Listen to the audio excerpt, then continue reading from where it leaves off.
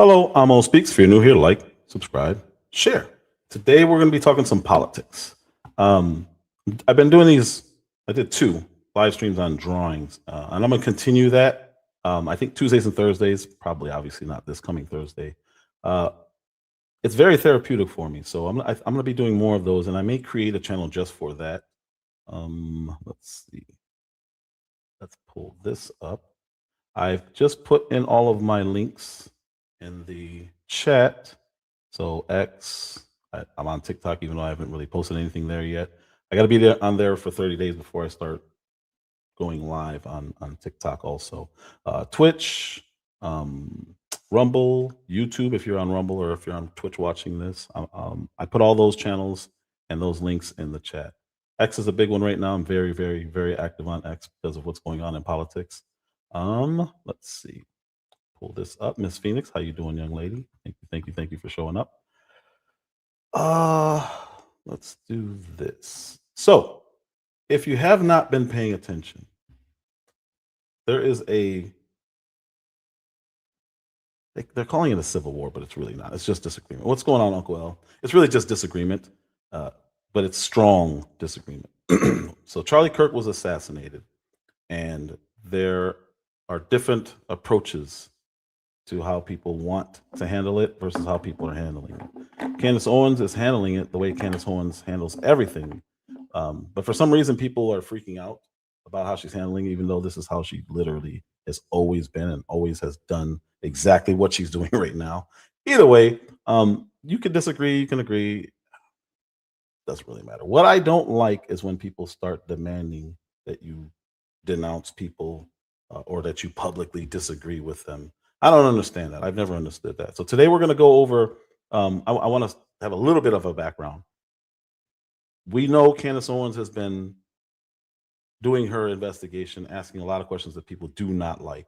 And she went on Piers Morgan's show to talk to him about why she's doing what she's doing and explain the meeting that she had with Erica Kirk, because everyone was saying that she's attacking a grieving widow and they won't give her time to grieve.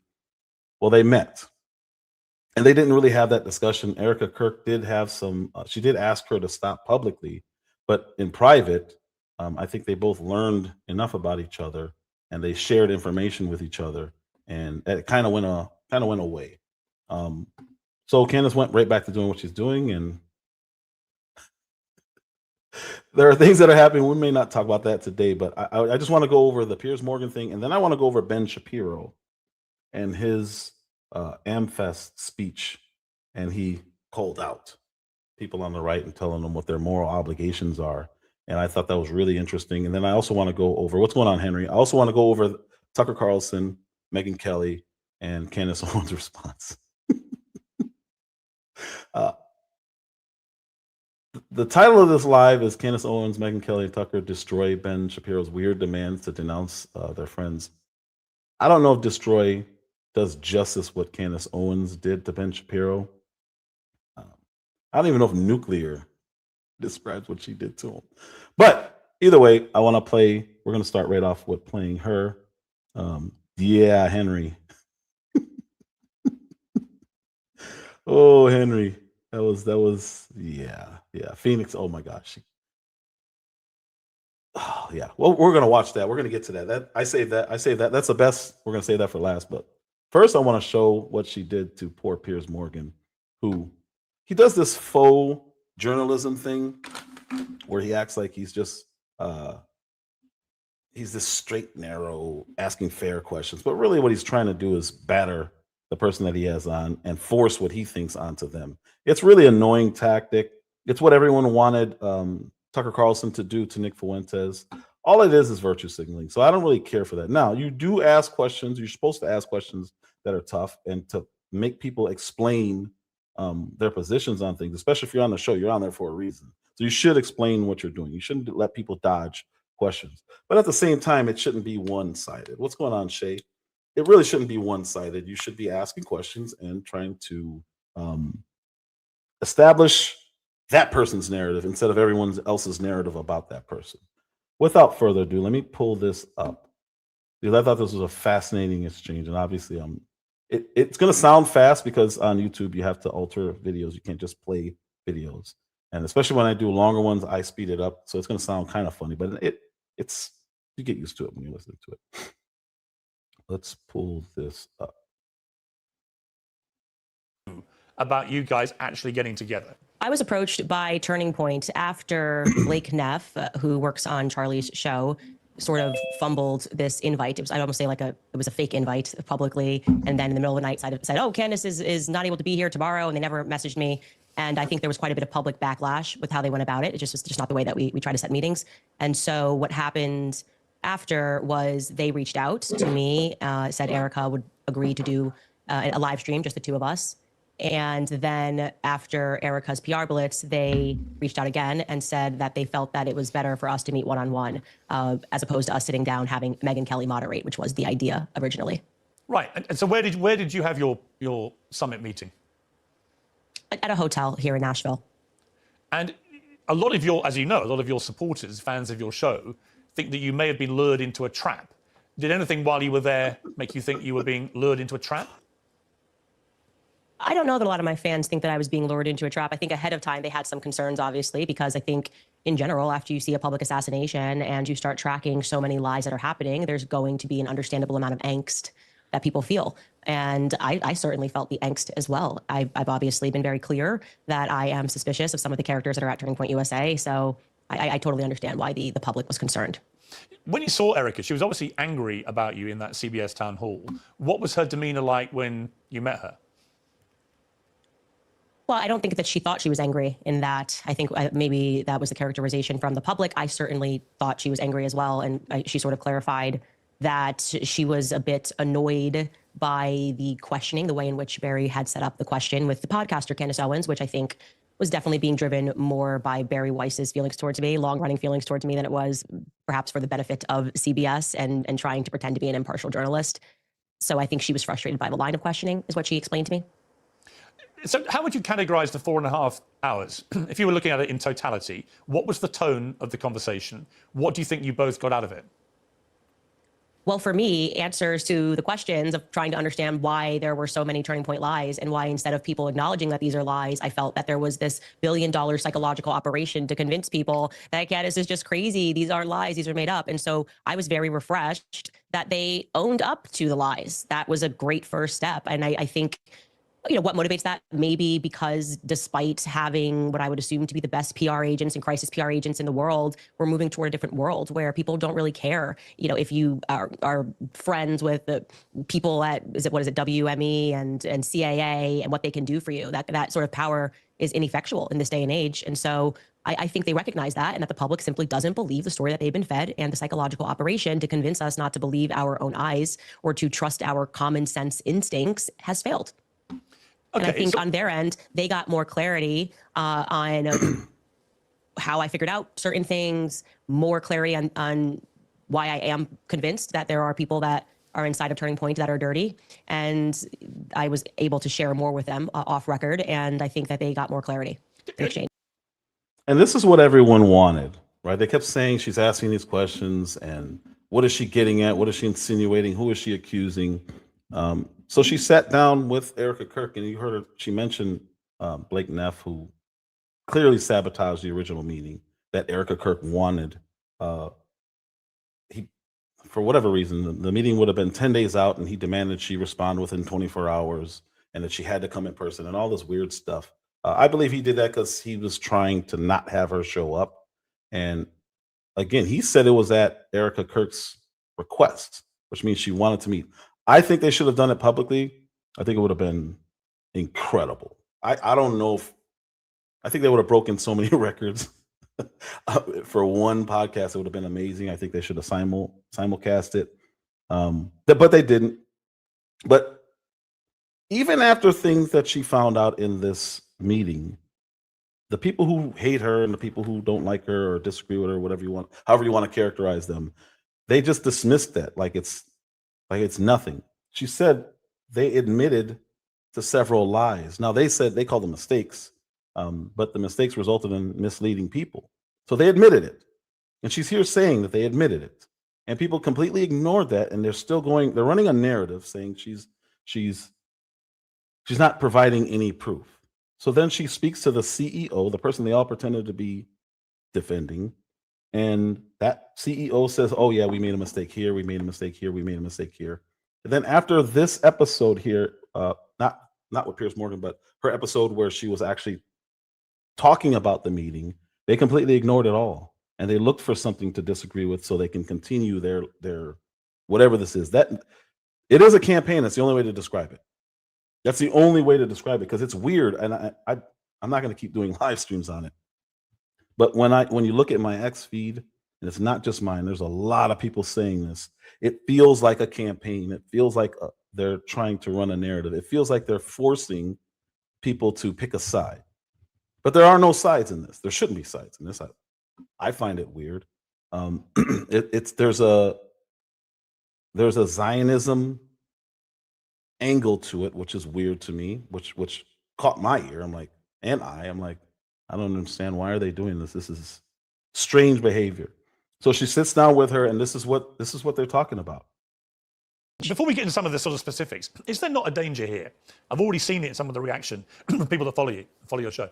Is there not a danger that in seeking to be the one that exposes the truth, and I don't know the truth about what happened to Charlie Kirk. I work on the assumption that this lone, twisted, weirdo Tyler Robinson killed him for whatever reason, and I suspect personally that is how this will play out. However, I have an open mind in the sense that we still don't really know what happened with President Kennedy's assassination. I found the attempted assassination of Donald Trump very odd in the way that's been handled by the authorities and so on. I'm not naive. As a journalist of 40 years, I'm not naive enough to say every single thing you've been saying is obviously baloney, because I don't know. And we'll get to some of the more specific details. But is there not a danger, Candace, that by having a 4.5-hour private meeting, rather than doing it in public, that all you're really going to do, collectively, actually, you and Erica Kirk, is fuel the conspiracy theories about what you may or may not have discussed in that meeting, what part of the stuff that you've been broadcasting on your show she agrees with and doesn't agree with, and so on.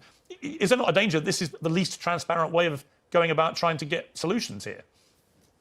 Well, I'm a very transparent person, so my preference was to do it publicly, but I took the offer, obviously, to have any conversation, because if I hadn't done that, then I think everything I've been doing would have appeared disingenuous. Like, oh, Candace is pretending that she wants answers to her questions, but when she got this offer, she suddenly said she didn't want to go because it wasn't public. They would have felt like I was moving the goalpost. So I was willing to take anything. And from their viewpoint, they felt like after the CBS News and the Fox News hits that Erica did, my understanding was that they felt that it was a good idea to bring the temperature down first by having us sit down and communicate. And that doesn't mean that they necessarily say, oh, that's it, now we're not going to have any other public discussion. I'm hopeful they will. I think they should. I totally agree with you. More transparency, the better. Who else was in the meeting? Erica was there. Who else was there?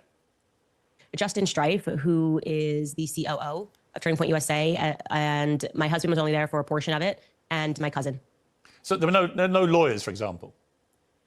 No lawyers. But they did phone their lawyer because I asked the question. I was like, look, I'm open to being wrong, obviously. If there is something, which I think the media was kind of hinting at, that they had more, but they couldn't share it with the public, I said, I'm happy to keep my mouth shut, and I want to feel good walking out of here that there is something there. There is some sort of a smoking gun, and I will tell viewers just to be patient. And so they did call one of the lawyers working on this case, and it was not convincing at all. He said, in effect, all we have is what the public has seen. And we won't know more because we're investigating and looking for more. And so that just made me go, why is everybody being so over the top and ridiculous and using words like the evidence is overwhelming? It was Tyler Robinson, when they don't have anything that's overwhelming to show that it's, they don't have a video of him taking the shot, which I think was something that I assumed, like, okay, there's all these cameras. Maybe they actually have that video and they're waiting for a moment to release that to the public. They don't have that. Or at least I can say Erica's side has not seen that. And the lawyer communicated to me that they would not have access to that until earliest would be May, that right now they're just investigating. And that's huge, because that's been the narrative this whole time. Everyone on X, all the people, even on the right, actually it's only people on the right saying it. The evidence is overwhelming. That's all they're saying. It's like, okay, I haven't seen that. And she asked Erica Kirk directly, okay, have you seen any of this evidence? And no, they have the same thing we had, which was the affidavit. And I find that weird that so many people are willing to accept this narrative and accept it as if we haven't had so many other political assassinations that we were lied to about. It's strange to me. JFK was murdered in the 60s. We still don't know. MLK, 60s. We still don't know. Malcolm X, 60s. We still don't know. Like, we know kind of sort of what happened, and they've kind of leaked over dozens of years how it happened. But Why does it take so long to answer these questions? So here we are in 2025, the age of information. But actually, we're going into 2026 now. And something happens in front of us. We just saw what Trump get shot last year. We still don't know what happened with that. 2 people. We still don't know. Las Vegas, there was a shooting at a country concert, country music concert. We still don't know exactly what happened and how it happened and who the person was. We know nothing. So there's clear cover-ups. And that one wasn't really political. They made it political. That was their intent. But why are we pretending as if this is normal to just accept the federal narrative when the feds have always hid stuff from us? Jeffrey Epstein. Guard fell asleep. Cameras didn't work. Well, the cameras kind of work, but not the ones that are leading to the only one that would show somebody going in and out of his cell. That one's not working. And they write laws to pass to release the files, and they still release them all redacted. Like, there's clear cover-ups happening. So when I see people on the right doing this, it's weird to me. I don't understand. We know what they did. The IRS scandal during Obama's administration, the spying scandal during Obama's investigation, Russia hoax, January 6th, all these things we know they lie about, and the people on the right should know better. But for whatever reason, they're just saying, nope, it was a trans furry guy who did this by a lone gunman. And it's like, why are you so willing to accept this? And why are you attacking people when they ask questions? Now, I understand some of the questions are uncomfortable. Some of them are crazy. I get it. That's fine. But don't discourage that, because you know there's more to the story. At least try to find what it is instead of smearing somebody and calling them demons and evil.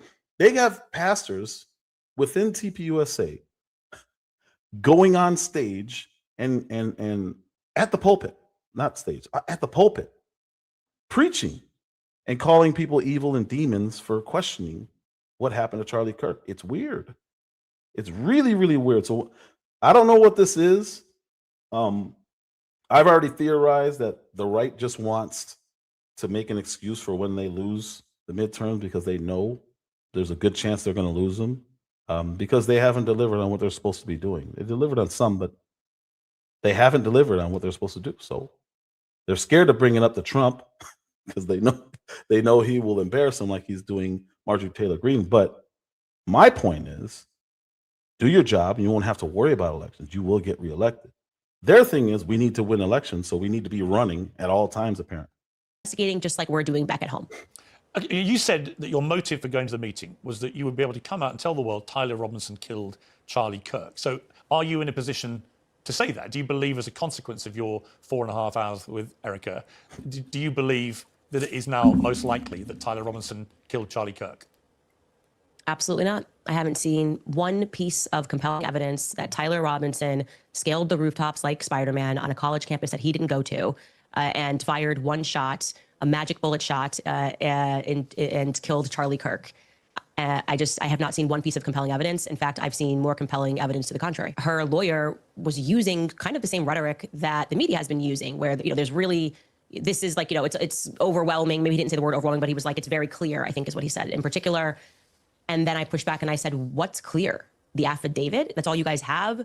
And I did tell him, if you would never be my lawyer, because it's just, a lawyer that's just kind of giving you adjectives, and I don't need a cheerleader. I need someone to be practical and to say, we don't have anything yet. I think the communication should be, we are hopeful that throughout this investigation, we are going to uncover more evidence that links Tyler Robinson to this crime. I do feel confident that he was involved in some capacity on that day. As I have said many times on my show, I was the one who broke the story that he was at the Dairy Queen throwing out clothes, a local Dairy Queen, throwing out clothes in a nearby cemetery. And so I do think he was involved, and multiple people were involved that day. And I think he did pick up clothes. I had communication with Lance's family. I had communication with Tyler Robinson's family. And for some reason, Lance is being protected, which I find to be very strange. His own family thinks he's guilty of more, and they find it weird that the feds kind of glossed over him, almost as though he was a Fed operative, like he was working on behalf of them. And we've caught the feds have lied a lot. It's just a fact. Turning Point USA people have lied a lot. That is a fact, which they have agreed to. They said that these were mistakes, but they, whether a mistake or not, the public was lied to. So this obviously, matters deeply to me. And it's just absurd that people would think that I'm doing this for clicks. I knew Charlie. Charlie and I are very close. And it has been one of the most disgusting things ever that people first and foremost tried to start this psychological operation that Charlie and I hadn't spoken since 2019. They've lied about virtually everything that I've said on my podcast. I'm not going to let this go. Okay. I can't, we don't live in a country that is the embodiment of democratic principles. If Charlie Kirk gets publicly executed and the media apparatus is doing everything they can to cover the tracks, I would say to cover the tracks by demanding that there is no further inquiry into what happened on that day. Right, that is not a country that I can get behind. Let's get to some of the details, because it seems to me you've put up a lot of theories, but a lot of them don't seem to have a clear conclusion from you about what you actually think happened. I mean, you've been all over this now ever since Charlie was killed. What do you believe happened to him? Who do you think killed him? So I can't tell you definitively who pulled the trigger. I'm not going to lie to audiences and just put something out there that's not real. But what I can say is I feel convinced that the feds were involved. I can tell you that. I think the feds were involved in staging a cover-up. I think Kash Patel knows what happened and did not happen on that day. I am convinced by me being told by people that are feds that he is not acting right and that he is not wanting to share any information. Just a couple of people are allowed to even see anything.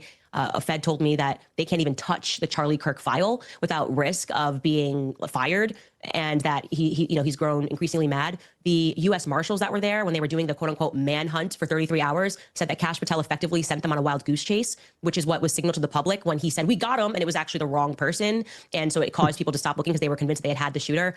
They felt that that was in order to allow the real perpetrators of the crimes to get away. No, but that could just be the fog of the immediacy of these things. We've seen it at Brown University, exactly the same thing. They thought they had the killer. They thought they had the killer. It turned out to be the wrong person. That's the point. That doesn't mean there's any great conspiracy by the feds to cover anything up. And again, even if what you're saying is true, I don't know. Maybe you're right. If what you're saying is true, what is it they're covering up? You've so far intimated or inferred something weird involving Egyptian planes. So, well, what's that about? You've inferred perhaps Israeli involvement in some way. You've certainly inferred a lot of Turning Point USA involvement. That's a lot of people getting involved here in the murder of Charlie Kirk, potentially. But what I'm really curious about is, given you've been all over all this and you've been airing all these theories, well, which one is it? It can't be all of these things. Is it somebody? Well, of course, is it someone at Turning Point USA? I mean, who do you actually believe was behind this? Of course, it can be all of those things. And what's really ironic here is that there's a clip of Charlie in the last months leading up to his death where he speaks about the JFK assassination. And he says that multiple countries were involved, multiple people were involved, the LBJ was involved, the feds were involved. And he's correct. That is what it means. When there is a conspiracy, there are multiple people that are involved. Of course, there's not one person on a grassy knoll who shot JFK. Well, it might have been there are people who had to agree to it. The Dallas police were involved. I'm answering your question. You're asking, why aren't you just going to point to one person? That to me, even that seems like a part of telling people not to believe their own gut. Obviously, for this to have been pulled off, there had to have been multiple people involved. There had to have been people at Turning Point that were complicit in having this happen. Now, who knows what their motivations are? Doesn't mean maybe this person's like, hey, I'm going to help you. Hang on. Okay, let me stop you. Hang on. When you say obviously somebody at Turning Point, you are accusing right now people that worked with Charlie Kirk at the company he built, which is now run by his widow. You are directly accusing people in that company of being complicit in his murder, right? She didn't say murder. So I want to play this part, like, just so you guys understand what he's doing and what she said, and then the context. So she's going to correct him later on. He's going to allow her to speak and correct this, but he's adding the word murder, which I find very interesting, and I don't understand. The people who are criticizing her, especially on X, they add words like that, and they literally create a conspiracy while accusing her of creating conspiracies. It's really, really weird. I like watching because I'm trying to figure out, okay, what is this person's motivation? What is this person's motivation? And I just go down the line and I'm like, why would this person be saying this when they know that this is not what she said? Then they blame her for insinuating. Well, you don't have to interpret. You don't even have to watch. I just find it interesting that they create their own narratives. He just added the word murder. The Dallas police were involved. I'm answering your question. You're asking, why aren't you just going to point to one person? That to me, even that seems like a part of telling people not to believe their own gut. Obviously, for this to have been pulled off, there had to have been multiple people involved. There had to have been people at Turning Point that were complicit in having this happen. Now, who knows what their motivations are? Doesn't mean maybe this person's like, hey, I'm going to help you. Hang on. Okay, let me stop you. Hang on. When you say obviously just cut her off, you are accusing right now people that worked with Charlie Kirk at the company he built, which is now run by his widow. You are directly accusing people in that company of being complicit in his murder, right? No, she's not. I want to just be very clear connecting that dot. So I said that when there is a conspiracy, of course, there are going to be multiple people involved. So applying that same logic to JFK, right? Knowing, as I do, and as Charlie did believe that LBJ was involved, which then implicates the feds as having been involved, which then implicates the Dallas police station as being involved. I believe Israel was obviously involved, that they were the ones that wanted him dead for saying that what is now AIPAC should have to register under FARA. So there's motive. There are people that have to be involved on the ground that day. There are people that have to be willing to allow the perpetrators to get away. There has to be media that's complicit, and that's what literally Operation Mockingbird was. It was established But you know the problem. to persuade the public. Candace, here's the problem. Well, hang on. It was established. So But here's the problem with everything you're saying. In this massive cover-up. You keep saying, and this is where people think you're prone to endless conspiracy theories for whatever reason. Okay. Is you keep using the phrase they have to have been involved. So by that yardstick, what you're saying is with JFK's assassination, and we recently had a lot of the files released, which did not conclusively prove any of these things, right? Now, again, I don't know what happened to JFK, but the one possibility you've not ruled in is it was just as simple as Lee Harvey Oswald. It might have been. We don't know, right? So when you say the media has to have been involved, Lyndon Johnson has to have been. But my problem is you're stating all these things as facts. We can't do 63. So it's such a nonsense that to say that it was Lee Harvey Oswald acting. You don't know that. That's just such a nonsense. Okay, again, no, I do know it was not Lee Harvey Oswald acting by himself, and then that required national security to lock down the files, and that required the feds to impart, the CIA to impart Operation Mockingbird to convince the public that it was, you can't go against, there's a grieving widow, don't look further into it, don't believe your own eyes. But let me just say, this is your, Candace, it was a grand conspiracy that killed JFK. And I am going to say that confidently. And I just think we have to grow up. We have to grow up. We can't keep pretending Lee Harvey Oswald killed JFK. We can't keep doing that. That is your opinion. No, that's a fact. No, it's not. So he's saying it's her opinion. If that's the case, the man was killed almost 60 years ago. Why wouldn't we know the answer? If it was just that simple, why would they have to hide the information and say that they're protecting people and sources and methods and all this thing? It sounds borderline insane to suggest that it was just Lee Harvey Oswald when we're still 60 years out trying to figure it out and begging the government to release information that they have. So when he said that, well, they've released information and we still don't know. Yeah, that's the point. This is what they want to do with all of these things. This is why we still don't know anything about the kid who shot Trump. Tucker had to release information on it. The government still won't.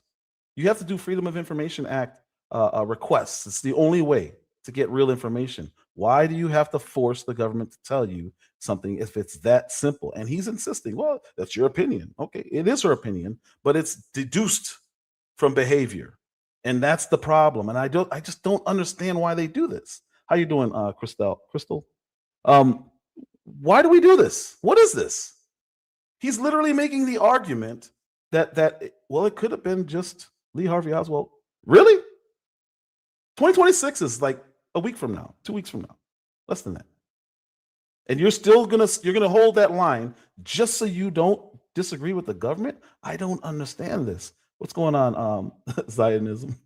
Not a fact. It's a fact. It's not a fact. It's a fact. The whole reason there are still conspiracy theories about JFK's assassination is none of this is a fact. You are floating it as your theory. Because the feds are never going to admit to their own crimes. That is the reason we're still discussing it. That may be the case, but you can't prove that. Yeah. Well, you don't have to prove that. You don't have to give the answer. You just know something is wrong. And I gave this analogy twice now. I'm going to give it one more time. When you're going through an airport or you're crossing the border and customs asks you a question, just answer it. If you don't answer it, they're going to look at you some kind of way and they're going to have you pull over and they're going to ask you more questions. This is how this happens. This is how this happens. You cannot say that it's wrong to ask questions. You may not like the questions. You may not like the angle that she's asking the questions from. You may think she's racist. You could think she's anti-Semitic, whatever. But when you try to shut down the questions, you need to ask, why does she have to ask basic questions? What are we doing? He's relying on the government. You're going to be waiting the rest of your life. He's going to be long gone before we know exactly what happened because the government won't release it. But this is who we have to rely on to wait for it. And they're doing the same thing with this Charlie Kirk thing. Well, wait till we get the quote unquote evidence. Okay. Well, when are we going to get that? 2027. Okay, in 2 years when the trial starts, again, this depends on if we get information in May of next year, of course, in the discovery trial or hearing. We may not know anything until 2 years from now, and everyone just seems to be willing to wait. You know what's going to happen in 2 years from now? It's not. It's old news. Why are you still talking about that? That's what That's what the government does. It's what they've always done, and they want us to just wait. This is insane. Well, I can prove common sense that Lee Harvey Oswald did not stand on a But you grassy admit it's knoll your and opinion. assassinate a president. And LBJ, like Charlie says in that clip, which people should go pursue. Yes, I know Charlie all said of the that. weird things that happened that day that were unusual, and LBJ All right, but let's decided get not back to to ride that all right, day. let's get And then back to- suddenly he reversed course on all of JFK's let's move policies, on and from he was fighting JFK. AIPAC. Israel killed JFK. All right. Now, going back to your point about Turning Point USA Yes. and the ridiculous idea that implicating, this is a $100 million organization. Yeah. Common sense, if this was not even a high-profile political assassination and this was just a guy who worked at a company that was $100 million, right? Common sense inquiry is, was there a financial motive for this person to be dead, okay? This is like Sherlock Holmes 101. And this is what I mean when I say that the public no longer trusts the media because you're acting us to be stupid. And we don't want to do that. We actually don't want to pretend that we're clinical idiots who can't assess things and go, oh, there could be a massive motive here to have Charlie dead, especially when it seems very strange that Bibi Netanyahu, when nobody even had a clue of what happened, this guy's doing the rounds on Fox News and saying, I didn't kill Charlie Kirk. That's kind of weird. Did you feel compelled to jump on to Piers Morgan's show and say, just so everybody knows, I didn't kill Charlie Kirk? Why would he say that? So when you say Yes. that somebody at Turning Point USA, Charlie's company, was complicit in his murder, who? Who was? I believe that there were multiple people at Turning Point who are, as I have said many times, my exact words are, they are engaged in a cover-up of what happened to Charlie on that day. No, but who I've was been involved very- in his murder? I didn't say that they murdered Charlie. You said My that show, people I've at been very Turning clear. Point were complicit in his murder. No, See, that's why I paused it earlier and went and played it back. She said complicit, but she didn't say anything about murder. And she's going to explain it right here. But why add that word? It clearly is intentional. Well, I don't want to say it's intentional because I don't know if he's intending to do that. I think this is what people tend to do, and then they hold the person speaking accountable or responsible for what you came up with. Nobody said that. She didn't say that. Now she's going to explain why she was making that leap. And it's going to make perfect sense, but he's going to ignore it because he thinks he heard murder. my exact sentence that I said was that there were people at Turning Point who are engaged in a cover-up. No, you didn't. I believe Sorry, you that didn't. thoroughly. Candace, you didn't say that. You said literally. I did say that they on were, my entire You said show. there were people at Turning Point complicit in See? his murder. See, she said, I did say that on my entire show. They're talking past each other. She's trying to explain her position, but he wants her to explain something that he thinks she said a little while ago. And that's interesting. Why are you doing that? And for me, it could be. Henry said it's intentional. It could be. It really could be. I'll give him the benefit of the doubt and say he thinks he heard it, and he's doubling down and he's trying to get truth out of her. Believe that there were multiple people at Turning Point who are, as I have said many times, my exact words are, they are engaged in a cover-up of what Many happened to Charlie on times. that day. No, but who I've was been involved very- in his murder? I didn't say that they murdered Charlie. You said My that show, people I've at been very Turning Point clear. were complicit in his murder. No, my not what she exact said. sentence that I said was that there were people at Turning Point who are engaged in a cover-up. No, you didn't. I believe Sorry, you that didn't. thoroughly. Candace, you didn't say that. You said literally. I did say that they on were, my entire You said show. there were people at On Turning my Point entire show. complicit in No. his murder. Okay. That's what you said. When you and I were discussing, that's why I said, let's go back. I was applying the logic of a conspiracy to JFK. I said, okay, JFK, you have people that are complicit. Of course, Let's if you forget apply that JFK. logic, if Let's there is a forget JFK. conspiracy, there's going to be multiple people that are going to be forget complicit by the time, in order for a large stage murder to You happen. So I'm specifically using said an you didn't say analogy of complicit in a JFK. cover-up. You No, said complicit okay, in the murder. Because I said Okay, who at Turning Point let was me involved clarify for you. in his murder. And Let you me said, clarify for you. Okay, you can keep saying what I said or you can listen to what I'm saying. Okay. When I was using the analogy of JFK and we were connecting it, I was basically pushing back on you because you were suggesting that, all of these people being involved would be crazy. So I was applying the No, I analogy said I of what don't happened to know. JFK. Well, you actually, if you go back and I listen, said I were don't know. suggesting that a I said conspiracy. you don't know Okay, well, either. You're floating theories. when we started which are- talking about you're the perfectly JFK entitled. thing, Listen, let me make it clear. Piers, I really think you're not holding on to your thoughts here Candace, let me, correctly. Okay, let me you're not spell holding out on my to your thought very thoughts. clearly. So she clearly said I was making a connection, an analogy, because we were talking about JFK, and I was making the connection to what's happening with Charlie Kirk. And he's interrupting her, so he's not hearing what she's saying. She's describing what happened perfectly. She's giving him the information that he's asking for, but he doesn't want it because he wants to be right. And he's going to keep interrupting. I said, I didn't know. I said, I don't know. And it's like, what? Shut up and listen, and you'll hear what she's saying.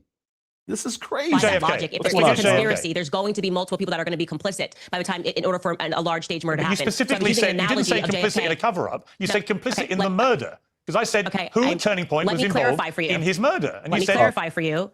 Okay, you can keep saying what I said, or you can listen to what I'm saying. Okay. When I was using the analogy of JFK and we were connecting it, I was basically pushing back on you because you were suggesting that all of these people being involved would be crazy. So I was applying the analogy I said, of I don't know. JFK. Well, you Applying the actually, if you go analogy. back and I listen, said, I don't know. suggesting that a I conspiracy. said, you don't know okay, well, either. Your floating theories. when we started talking about the you're perfectly JFK thing, entitled. Listen, let me make it clear. Piers, I really think you're not holding on to your thoughts. Candace, let me spell out my thought very clearly. When we started talking about JFK, the implication that you were making was that it was crazy to suggest that multiple people could have been involved at different levels. I was then connecting the dots and saying that in order for the JFK assassination to happen, there had to have been tons of people that were complicit. I understand. Right? I heard what you said. Maybe you're the person who takes the cameras down. Maybe you're the person that told him to drive that day. Maybe you're LBJ. So they're not all complicit in the murder, but they're all at different varying stages involved in the cover-up. Right? So that's what a grand conspiracy. So she's going back and forth. Maybe the person took the cameras down. So she's talking about TPUSA. Maybe you're LBJ and so she's not talking about JFK. She's going back and forth because in the context of what they're talking about, it makes sense. Like I don't understand why he's pressing the way he is, but she explained it perfectly. So anybody watching and really listening can say, oh, no, that makes more sense. What she's saying makes more sense than what he's saying, because she never used the word murder. And they were talking about JFK and the Charlie Kirk assassination, making connections. There's a lot that went down when JFK was shot. There's a lot of weird stuff that went down when Charlie Kirk got shot. So she's bouncing back and forth. He's not following because he's not listening. He wants to talk. Actually is. And I do believe, so you don't have to go back and we don't have to go through it. I'm telling you what I think about Turning Point. I am very known for being honest about what I believe. I'm not exactly a person that you got to pull teeth on. Sure. I believe that there are people at Turning Point who are engaged in covering up what happened on that day. But were any of them engaged in the planning of the murder of Charlie Kirk? I wouldn't know how it was planned. I can't make that. I cannot confidently make that statement. I can say confidently that I know they're engaged in the cover-up because I've been investigating what happened on that day and what transpired thereafter.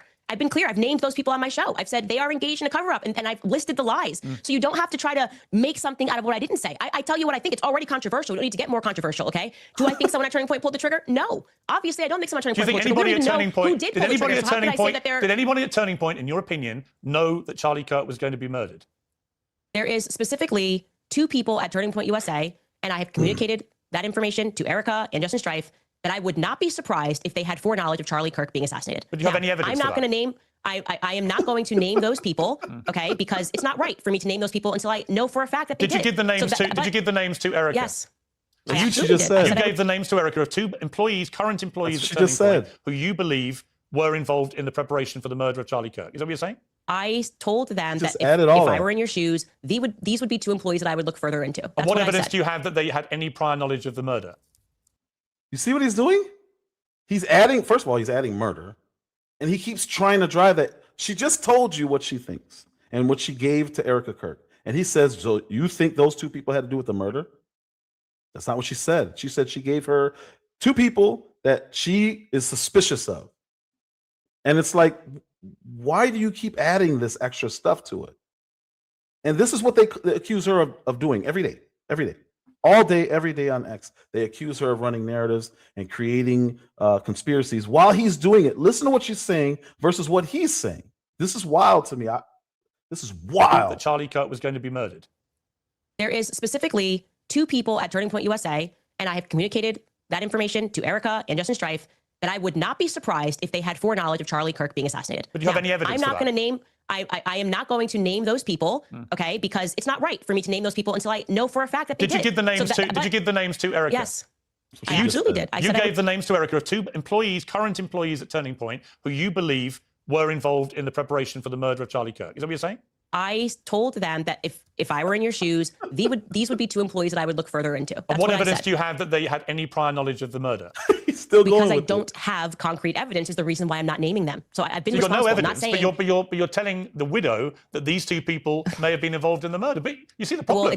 Well, what the evidence for it is people that there is not concrete evidence. It's like you're trying to get me to say something that I never said and then asking me to defend it. No, I'm asking what evidence you've got. Let's actually go to, you're asking me privately, did I communicate to them that I think you should look further? That's called an investigation, Piers, okay? So what you're doing is a strategy of like, if somebody dies, you're saying to police, you can't ask any questions about anybody unless you have concrete evidence. We're at the stage of investigation. I'm not saying yes, you can. And let me give people in the public the permission to do this. Follow your instinct. If you feel something is off, keep asking questions until you get concrete evidence. And when you have concrete evidence, you should name those people. I don't have the concrete evidence. You have named other people. I find their inconsistencies. Okay. But you have named other people. Just Piers, you can't ask me questions. You can't ask me questions. Let me finish it. I have communicated to them that their inconsistencies make me uncomfortable. I have communicated to them that somebody else who was a third party, gave me some information that I am not yet comfortable as I am vetting it, giving it to the public, because that's the responsible thing to do. These are private citizens. And that if I were in their shoes and had more access to information, I would go down that route, okay? Unless I am fully confident that they actually did have something to do, like here is the smoking gun, I'm not gonna name those people. Okay. But the people I have named thus far are people that I believe are engaged in a cover-up. Like I said, hold me accountable for well, what I let's have talk said, about one of those okay? people. So before he goes on, what's going on? What's going on, Aura? If you have somebody right after Charlie gets shot, take down the camera and take the SD card out and leave the camera. Then the first thing they say is, well, I didn't want anybody to steal the stuff because people were stealing stuff. But you left the camera, which is the most expensive thing there. You only took the SD card. And then they change the story and say, well, the police told me to do that. And then they change the story because the police said they didn't ask him to do that. Why did you do that? He said he wanted to preserve it, or he didn't want the world to have access to whatever was on there. Then he said there was nothing really on there. You couldn't really see much. That creates suspicion. That would be somebody I say, hey, you may want to talk to this person. I don't trust them. Why? Because they're a liar. That's why. Do you have evidence that they killed Charlie? No, nobody said that. She said they're suspicious. I would look into them if I were you. She didn't even tell them to do it. She just said, hey, this is why I'm suspicious of these people, because their behavior does not match what they're saying.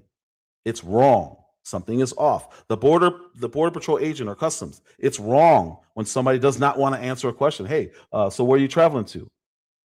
And they just say, nowhere. Okay, I got a problem with that, because you're clearly traveling somewhere. It's my job to find out what is going on here. So explain, please, just tell me. Well, why are you asking me? They're going to pull you to the side, and you'll be lucky to get across the border. This is how it works. Exactly, Ms. Phoenix. Exactly. That's literally what detectives do. They ask questions, follow their suspicions until they have concrete evidence to convict. That's what they're supposed to do. That's what she's supposed to be doing. That's what he's supposed to be doing. He's doing it more to her than he is to people who are acting weird. When there was a Sean Ryan interview with, I forget his name, the head of security, Charlie Kirk security, who said that he was told that the roof was going to be covered, so he left it. The same roof that Charlie got shot on or off of. The guy walked up the stairs, walked across the roof, set up, shot Charlie Kirk, disassembled, left. Your security. And he said, yeah, well, the police told me they had it covered. That's not. I got questions for you, dude. So you didn't even have somebody stand at the bottom of the stairs? Did you talk to the police? Did you coordinate with them? Did you say, hey, can I have somebody up there also? Are there cameras up? Like, he didn't do any of that. He said, well, the police told me that they had it covered, so hey, I'm out of there. Like, that's suspicious behavior. That's going to get more questions. So the reason why she keeps saying, I just want these questions answered, it's so they can satisfy her so she can move on. You think she wants to focus on 1,000 different questions? No. If you could take 50 of them off of her, that's good. Because now I'm satisfied. I can move on to a different focus. He doesn't want that. And I don't know why he doesn't want that. And absolutely, I'd be over it too. Everybody is. This is crazy. Talk about one of those people, Cool. because the Turning Point producer, Blake Neff, wrote this in early December. Ever since Charlie's murder, Candace Owens has leveled a flood of allegations against people at Turning Point USA, people at Turning Point Action, and people who work for the show. She has made them against some of Charlie's closest friends and against some of his most dedicated employees. She suggested that Michael McCoy, Charlie's chief of staff, knew Charlie would be murdered, was happy that he died, and stayed silent because he was told he would be the next Charlie. never You said did in your that. podcast that new information was given to you in your meeting with Erica Kirk about Mikey McCoy that's now satisfied you. On a video on the 27th of October, you devoted the whole episode to this guy and his supposedly I never strange said I behavior. have information that satisfied me about Mikey McCoy. Well, okay, well, I'll ask you to That's not a direct clarify. quote. Okay, well, you can clarify that in a moment. But let's hear what you said about Mikey McCoy before the meeting. So we decided to slow this clip down, and we're going to watch this clip slow down so you can see that it is exactly 834 milliseconds from the time that you hear the shot. That is how long it takes for Mikey McCoy to put the phone to his ear. Now, why is that precise timing so important? Because there's no dialing. Mikey didn't have time to dial, okay? You can't dial and put your phone to an ear in 0.834 seconds. Now, what was the new information that you got in your meeting with Erica about Mikey McCoy? So I'm sorry, your gotcha is not going too well, but I never then said, I am now satisfied that Mikey put the phone to his ear. What I presented to the public, it was No, what I didn't Erica say gave to that. me. Sorry, just to clarify. Yeah, No. Yeah, well, you did say No, you inferred haven't on your satisfied. podcast. Well, let me give you the chance to clarify. The only thing that I clarified on my podcast, if that's what they're getting wrong, is that some people thought that he was using a nickname that was his middle name, and actually his real name is Michael, like first name Michael, because I was like trying to find something, and I was like, oh, maybe he's actually using his middle name. So that's what I clarified on my podcast. And you were given Beyond call that, logs, is I that right? presented. You were shown call logs? You were shown call logs? They gave me a printout of Mikey's call logs, and I gave it to the public. That's it. I mean, they're saying this, and then the public obviously. So do you believe Mikey McCoy had any prior knowledge of Charlie's murder? I can't say that he had prior knowledge of the murder unless I have something concrete. Why is he doing I can't say anything this? about prior knowledge. What I can say is what happened on that day. Mikey's behavior is weird on that day. I find it weird, like I said on the podcast yesterday, that what has been communicated to the public is like he called Erica instantly. First thing he did was call Erica instantly. And that's actually the call logs show that he didn't call Erica instantly. But what are you suggesting about this guy? Instantly, and then he had three as you know, ways. when you've got a And then massive platform, and then showing his call logs showed that Blake Neff actually didn't tell the truth about what happened on that day. Here's the problem, Candace. You have a massive platform, as you know. Millions and millions of people hang on your every word. When you devote a large part of an entire episode to the strange behavior of Charlie Kirk's chief of staff, you are putting a target on the guy's back. You're inferring it has something to do with this, or something to do with some cover-up, or whatever it is you're inferring. You know what you're doing when you do that. When you saw Erica Kirk, did you say to her that you believe there's something suspicious about Michael McCoy? Was she able to explain to you why there isn't? Or does she share your view that he is somehow complicit in this in some way? Why would she answer that? Well, we actually dedicated more time to speaking about his father, who I think it's strange to me that man called himself a pastor. I communicated fully that everything about that man makes my skin crawl. I think he's a bad person. I think he's involved with bad people. And this is obviously Mikey's a son. And, I asked a bit about Rob McCoy and Mikey McCoy's relationship. I would just like to be clear. I am not going to be emotionally conditioned to believe that asking questions when we aren't getting any answers is the crime itself. The crime was when Charlie got shot in the neck. So, you've already said though. You told the easiest way to remove the easiest way. Let me finish. You can't ask me questions. Not let me finish. You're contradicting what you've just said to me. You said to me earlier. What did I contradict? You said you gave two names of people in the Turning Point organization that you believe are complicit in some way. You gave those names, but you wouldn't name them because it wouldn't be right to do that. But you did name this guy, Mikey McCoy, who was the chief of staff. Because his actions are strange. You're two different things. Really, Pierce, I think you're having trouble holding on to two buckets of thought here, okay? You said, in regards to someone that was complicit in murder, that is a very serious allegation. I gave them names of people that would not surprise me if they did have foreknowledge of Charlie Kirk's murder. You are now shifting gears and you're asking me about Mikey McCoy and why I am raising red flags about his behavior on that day. Because I believe his behavior on that day was weird. I think it's painfully obvious. So do you believe he's I don't know people that don't duck when a shot comes down. So I'm sorry that I have eyes, and I am agreeing with the public that Mikey McCoy's behavior was weird on that day. Okay, these are two different things. Now, if I'm going to make an assertion that somebody had something to do with planning this murder, I better be damn sure. And if I said that on my podcast, right? That's all I'm saying. I had never made that claim that Mikey McCoy planned Charlie Kirk's assassination. No, I think like a lot of the claims you're making, it's difficult to work out what you're actually claiming. You're throwing a lot of mud in the air, including people's names, which immediately then has millions of people chasing after these guys on social media and thinking... I'm sorry they get caught lying. Like, I'm sorry, what is this? This is like, the public is actually being abused, okay? Let's stop pretending that the victim... What question did she not answer? I'm fascinated by people who think like this. What question did she not answer? She said she gave Erica two names of people that she would be suspicious of. He wants to know those names. Why would you? The whole point of her telling them is because she does not want to put those two people on blast for being accused of assassinating Charlie Kirk. So she's saying, hey, I would look into these guys because their behavior is weird. He wants her to name them. Well, she clearly said that she told Erica in private. It's not on the record, otherwise we would know it. There's nothing, she has nothing to fear here. It's weird that people keep saying stuff like this. I find it fascinating. A bigger narrative to me, let me make sure I know where are we at. This is 2257.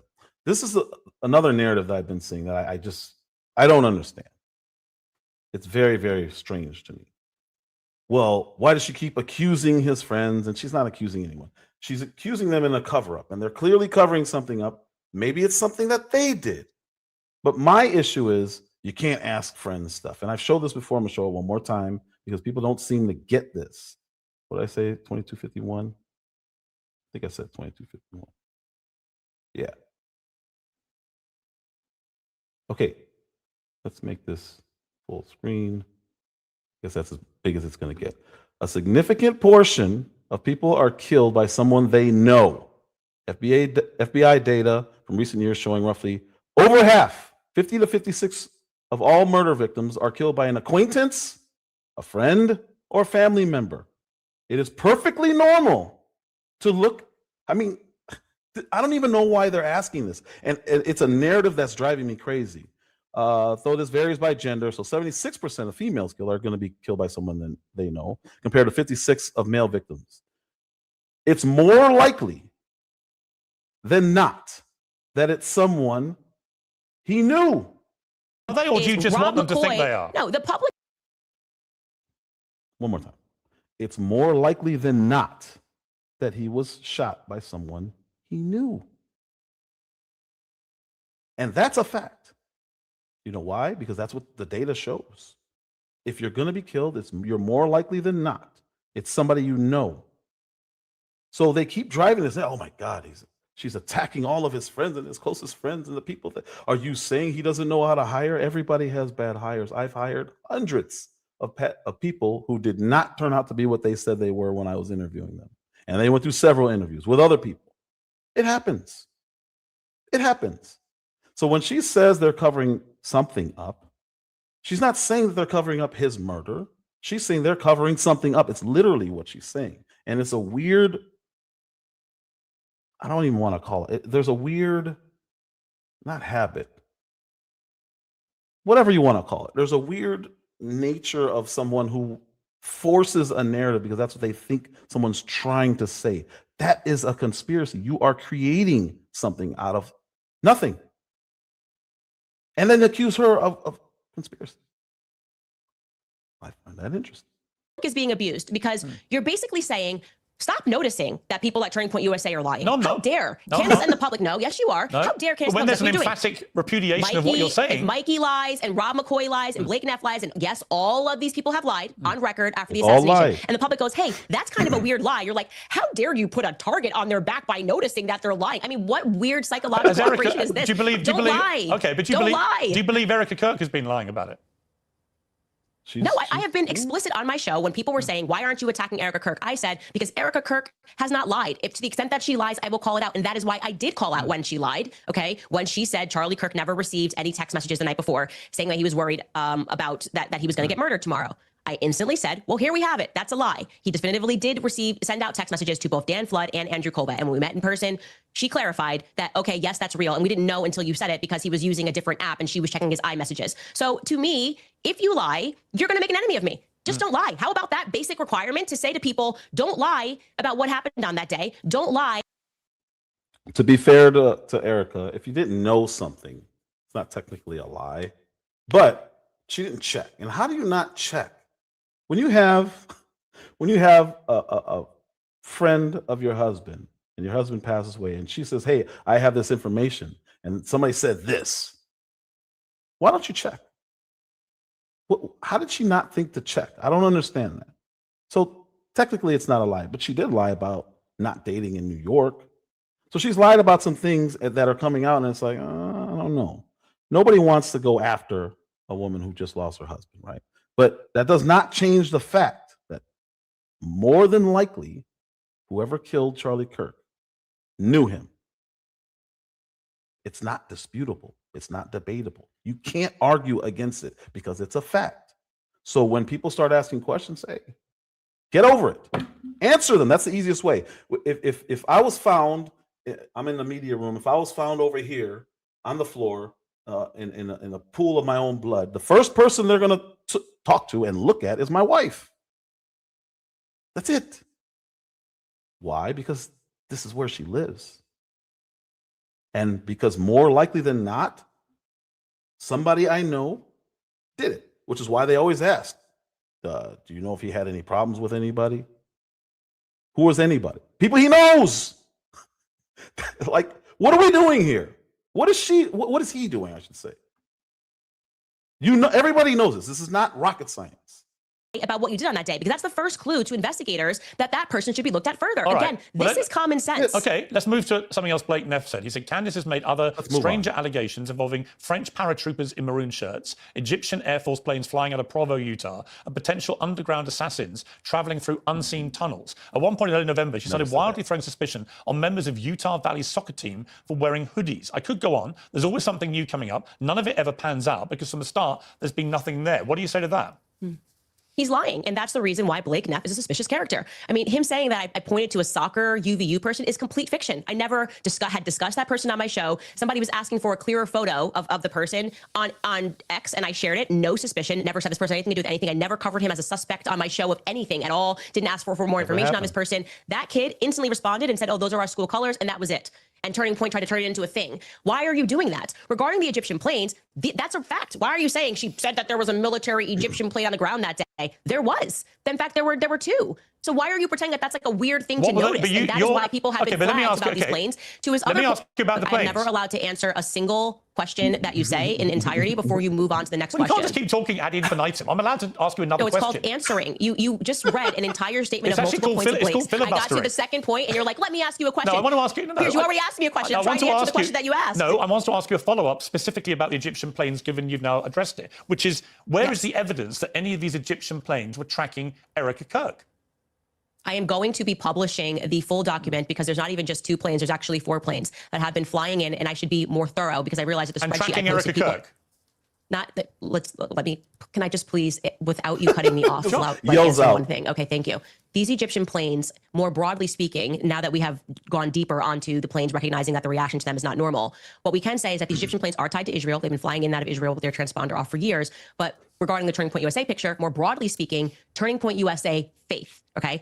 Obviously, Erica has been involved in a lot of the church stuff. It's not specifically tracking just Erica. It's Turning Point faith events, broadly speaking. I gave that information as well. I told Justin Strife and Erica, I'm happy to give you this like color-coded spreadsheet. There's no question. There's a correlation here between Turning Point USA faith in particular, which, by the way, from the beginning of this, I've said something is wrong with this faith contingent, especially because Rob McCoy for a while was heading up that department, and he makes my skin crawl. And so, yeah, I have the evidence for that, and we're going to actually publish it on our website. So there can be no question, which I should have done from the very beginning. But let me ask you. Showing that these planes were tracking Charlie at various times there where Erica is, various times there where Rob McCoy is, but the consistent thread here is faith. All right, so I don't know anything about these planes. It's too convoluted for me. When she's trying to cover it, I don't understand. I don't then say she's crazy. I dismiss it.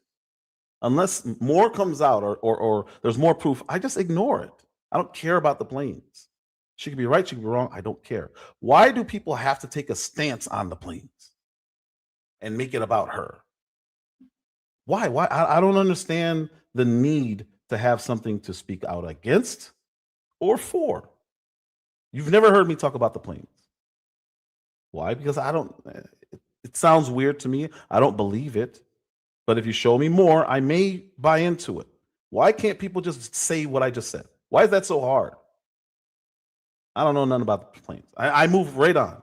Why can't he do that? Why can't the people at Turning Point USA do that? Why all the people on X and all these so-called influencers and people on the right, why do you focus more on the planes than she does? That's what makes her dig deeper. You understand that, right? We say, don't look over here. They're going to look over there. That's what people do. We've done that since we were kids. You do what you're told not to do. So I don't understand the obsession with, well, she's lying about the planes and we're going to debunk it. Okay, debunk it. Do you think that's going to stop what she's doing? She's just going to move on. There's been plenty of things where she was focused on and somebody proved it wrong or sent her information that she was wrong on. She corrected and moved on to something else. That's what you're supposed to do. You're not supposed to stick on it if you know it's wrong. I don't understand this obsession. Like, it's a weird thing where people can't just dismiss things that they don't agree with. Why does that have to be the fight? Like Kingdom to the Capitol tour. Assuming you're right, and I don't know, but I know Erica Kirk, when asked about this, said on CBS, if you want to go through my flight log, go right ahead. It's very boring. You, Candace, say I was here on this date. I have a photo on my phone to prove I was actually in hospital having contractions. So that's one thing she's directly repudiated. But let's assume for a moment you're right. That's not a repudiation. These Egyptian planes were flying around tracking Charlie Kirk and Turning Point, Faith and Erica Kirk. Why? What is your theory? I don't know. I don't know. Well, I don't what's know. your theory of it? You must have an My idea. theory is that we should investigate everything strange that happened on that day so we can figure out what happened. But are you suggesting that? Are you suggesting why is everybody Egypt? so? Why are we pretending that we don't know why we ask questions? Like why? Like you're a journalist. You know have a what this theory. is. You're like, what's going on? What's going on? your Why do you theory? want to know why these planes were tracking Charlie? Well, my theory is that we are being sold absolute Fed slop. The media is doing their Operation Mockingbird Part 2 scenario by telling us, well, unless you absolutely have a conclusion, you can't even ask the question. Yes, we very well can keep asking consistent questions until we get a clarified explanation for what happened on that day. And right now, we have nothing. Okay, and that is the reason why people are watching my show, because I'm the only one not treating them like they're absolute idiots who don't have two eyes, who believe in magic bullet theory, and who understand that Egyptian planes should not have been tracking Charlie even 3 times this year would be an anomaly. Okay, they've been tracking him. We don't know where it's going to end, but we are going to keep asking questions until we get clear answers. Candace, it may be that the person in the media spewing bullshit to the public is you. No, nice try. It's not. It's you by saying, why are you asking questions? Don't you worry about Mikey's feelings? Everyone knows what this is. And like I said, because we have the example, the concrete example of after JFK's assassination, the media members quite literally being put on the payroll of the CIA, we have a historical example that we can look at and go, we're not doing that again. Doesn't matter how many times you keep telling the public that I'm spewing bullshit. It is only because there has not been anything that has come out of this investigation that makes any sense that the public is not listening to. I am sorry to say this, peers, people like you. And what I love about you and I sitting down is that this exact same time last year, you were doing the same weird questioning and making all these things when I said that they were committing a Holocaust against the Gazans, and then you changed your mind. Actually, this time, I'll see you next year when you change your mind again, and we have more information about what happened, and you realize that the difference between me and you is that I have the courage to take the risks and ask the questions first, okay, before it's popular. You wait until it becomes popular, and then you change your mind. You may remember that one of your courageous moves was to repeatedly tell the world that Brigitte Macron is a man. As you now know, and she is. As you now know, we had a $300,000 bet to charity about this because she's a woman. Yes, is my view. She's not a woman. Well, we're going to find out. Is the point, because it's going to court. They're suing you, and when she proves, as she will, that she's a woman, because it's very easy to prove, and you lose that case. You see, like, where do people get confidence like this? Because she's a woman, and she is. And then when she proves to you that she is, which she will, like, why do that? I don't understand that. You already made the bet. We already know what you believe, but then you state something as fact. It's weird to me. Too many people are doing this, and they're doing the exact same thing with the Charlie Kirk thing. Well, we know who did it. It's the trans furry, blah, blah, blah, blah. Okay, I get it. That's what you believe. But why are you stating it as a fact and getting mad when somebody says, I don't agree? Well, we're going to have to denounce you now. Like, what is this? Listen to her. As you now know, and she is. As you now know, we had a $300,000 bet to charity about this because she's a woman. Yes. Is my view. She's not a woman. Well, we're going to find out, is the point, because it's going to court. They're suing you. And when she proves, as she will, that she's a woman, because it's very easy to prove, and you lose that case, then so easy that she refuses to do it for years. But then it will become more obvious to people that, look, I think you're a brilliant operator at what you do. That's, I like you personally. You know that, right? None of this is personal for me about you at all. I just have watched in the last year from Brigitte Macron now into the Charlie Kirk story. I think you've developed a modus operandi, which, to put it politely, is you flying what we would call in the world of journalism kites, and just seeing what can cause the most merry hell, therefore get you the biggest audience, therefore make you the most amount of money. And people. That when she brought up Brigitte Macron, how is that flying something in the air to get the most attention or raise the most hell? Like, nobody cares about the president of France and his wife. She saw something she was interested in and then ran with it. It caused controversy because it is controversial, but he's saying it as if she picked a target like Michelle Obama. I've never seen her cover that. To me, that would be interesting. I think that would get 3 million views an episode. But she hasn't done that. If she wanted to, she could have done that. What he's saying is picking and choosing Brigitte Macron of all people was the most controversial thing she could have done. No, it's not. It really isn't. She could have had on Barry Soetoro's ex-lover like Tucker did. And it would have been a much bigger story. She could be talking about Michelle Obama. Hey, how do you not have pictures of yourself pregnant? It's weird. Same thing Brigitte is going through right now. No pictures at all? Really? All right. people have, as you know, you've been widely attacked now by a lot of people who say that you're just a ghoul, a vulture. You're doing this deliberately. You're inventing things or just flying ludicrous conspiracy theories to make money. No, it's pretty rich coming from you is all I'm going to say. That's me putting it very nicely, given your background, your career, your celebrity involvement, the Princess Diana. Wrong messenger is what I'll say right off the top, okay? Wrong messenger. What you are mistaking, or I guess we're not even mistaking because you know what this is. You're talking about power versus the people. And you are always on the side of power first. You're on the side of the Israelis. It's so horrible. And, oh, I'm going to pretend I don't see tens of thousands of Gazans dying. I've actually been very critical of the Israelis, as you know, in the last year. Everybody knows Brigitte Macron has a penis, okay? It's very easy to present photos of 30 years of your life. Brigitte keeps teasing, oh, I'm going to, Brigitte, nobody asked you for a blood test. We asked you for some photos and you refused to do it. And everybody knows that Charlie Kirk was not shot by Tyler Robinson on a rooftop. I am sorry that in this day and age, there seems to be such a shortage of testosterone that a woman has to be the person that states the obvious, right? I invite you to join me, and I know that you will by the end of next year, because they're not going to get away with what they did to my friend Charlie Kirk, and I am not going to change my mind, least of all when I am being called names by someone who has quite a year background and experience in doing things because it's lucrative and not always because it's sensitive. As you know, right now, a lot of people, from Tim Pool to the New York Post to others, have come out very stridently in the last week, and say that's exactly what you've been doing with Erica Kirk. Yeah, but you haven't answered the question. So this is just made up. As I said, this is just all fluff. You're suggesting that I'm making money. Did I sign a new advertiser? Are we reading more ads? Do we put this somewhere else? Do we sign the more a book views deal? you get on YouTube, the more money you make. Did I sell a T-shirt? Okay, but like, come on, Piers. Money on YouTube? Are you kidding me? I was already in a top 10 podcast globally before Charlie Kirk was assassinated. And if you think that I would want my friend to be assassinated so I could go from being in the top 5 to being number 1, you're out of your mind. Okay, I'm telling you, But like, the point is that everyone who is saying that I'm making more money cannot say how I'm making more money, because it's just not true. Okay, so you're like, oh, she had a bump in viewership talking about Charlie. Your YouTube numbers everyone in the world, because it was a public assassination. And then it went up in the weeks following, and it went back to normal. Candace, are your YouTube numbers up since you've been doing the Charlie Kirk investigations? What I'm saying to you is that this is the exact same argument you guys had about Brigitte. So it can't, and then the same exact same argument you were lying about Brigitte. About the Blake Lively thing. Okay, but like, what about the Blake Lively thing? So you can't. So he's interviewing her. He said, "You're lying about Brigitte. You know that." It's wild. Actually, this is normal. I've done this for years.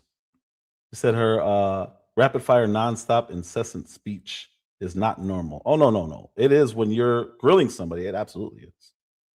It forces people to respond back immediately, and you don't give them time to think. It has nothing to do with any kind of mental or being crazy or any of this other stuff. It's actually really, really, really helpful in the courtroom. Just saying. Can't keep saying that, oh, she's always in the top 10 because she's talking about something.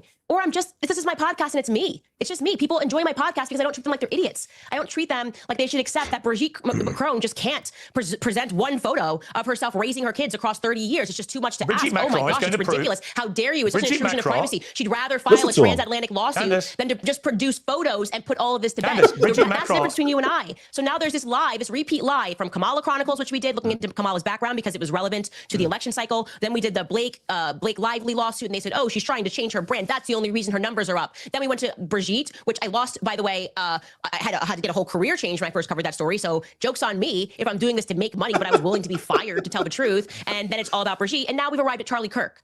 I feel like there's something about that actually is just people not being willing to admit that what people appreciate about me and why they keep coming back is I'm willing to take risks to tell the truth. No, I think so. Don't get me wrong. I was already sold out on ads at the end of the year because our podcast was successful. Yeah, I have not sold a T-shirt, nothing with his name on it. It's just me. Brigitte Macron has a penis. No, she doesn't. I'm sorry. She had 3 children. Did she get it removed? She had 3 children. Yeah, you can have adoptive children. You can call somebody, but Brigitte Macron. I wanted to make sure I got that part, and that's where you see the blur. I edited some extra stuff out. She said Brigitte Macron has a penis.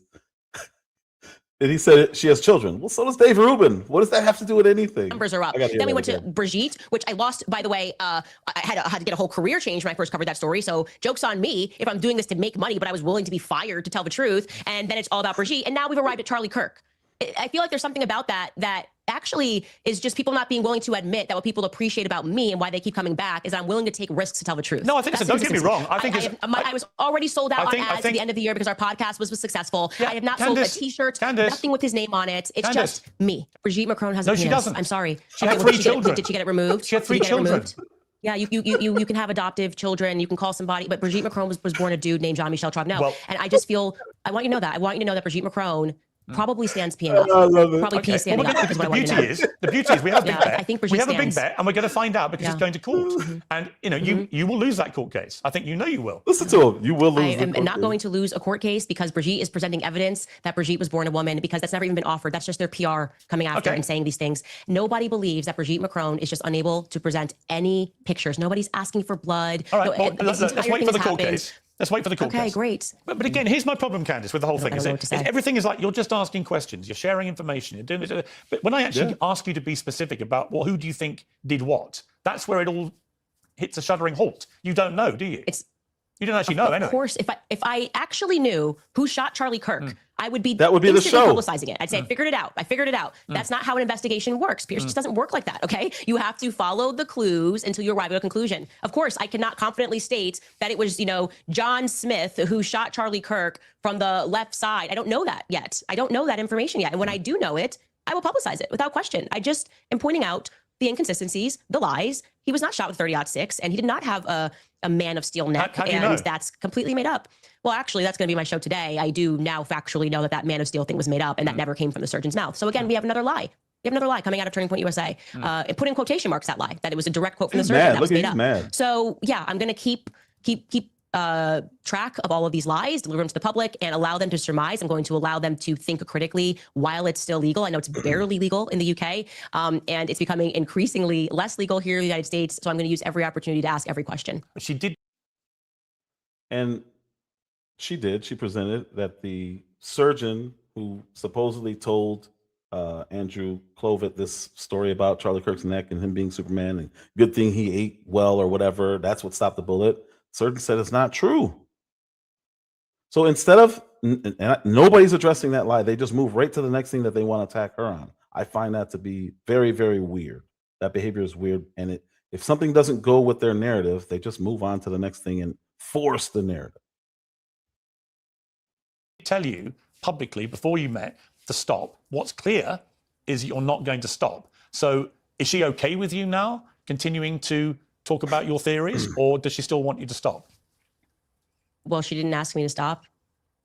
If that's the question that you're asking, is throughout that meeting, did What she she say, did "Can you publicly, stop?" obviously. So your response to that is what? I'm telling you that then we had a conversation, and I was not asked throughout that conversation to stop. And to the contrary, I shared information that I had, and I got information from them. Right. That helped. So you will carry on. Focus. You will carry on. Yes. With the theories. Yes. Until I feel confident of who killed Charlie Kirk, I will not stop investigating this. And Erica is okay with you doing that? See how he's asking the same question. He just keeps saying it. She said she didn't tell me to stop. So you're going to keep going? Yeah. And Erica's okay with you doing that? Yeah. And you're just going to keep going? Yeah. And Erica, did she say that's okay? Yeah. Like, how many times are you going to ask? And it's such a minor question. I'm going to keep track of Can't all of be these clearer. lies, deliver them to the public, and allow them to surmise. I'm going to allow them to think critically while it's still legal. I know it's barely legal in the UK, and it's becoming increasingly less legal here in the United States. So I'm going to use every opportunity to ask every question. But she did tell you publicly before you met to stop. What's clear is you're not going to stop. So is she okay with you now continuing to talk about your theories, or does she still want you to stop? Well, she didn't ask me to stop.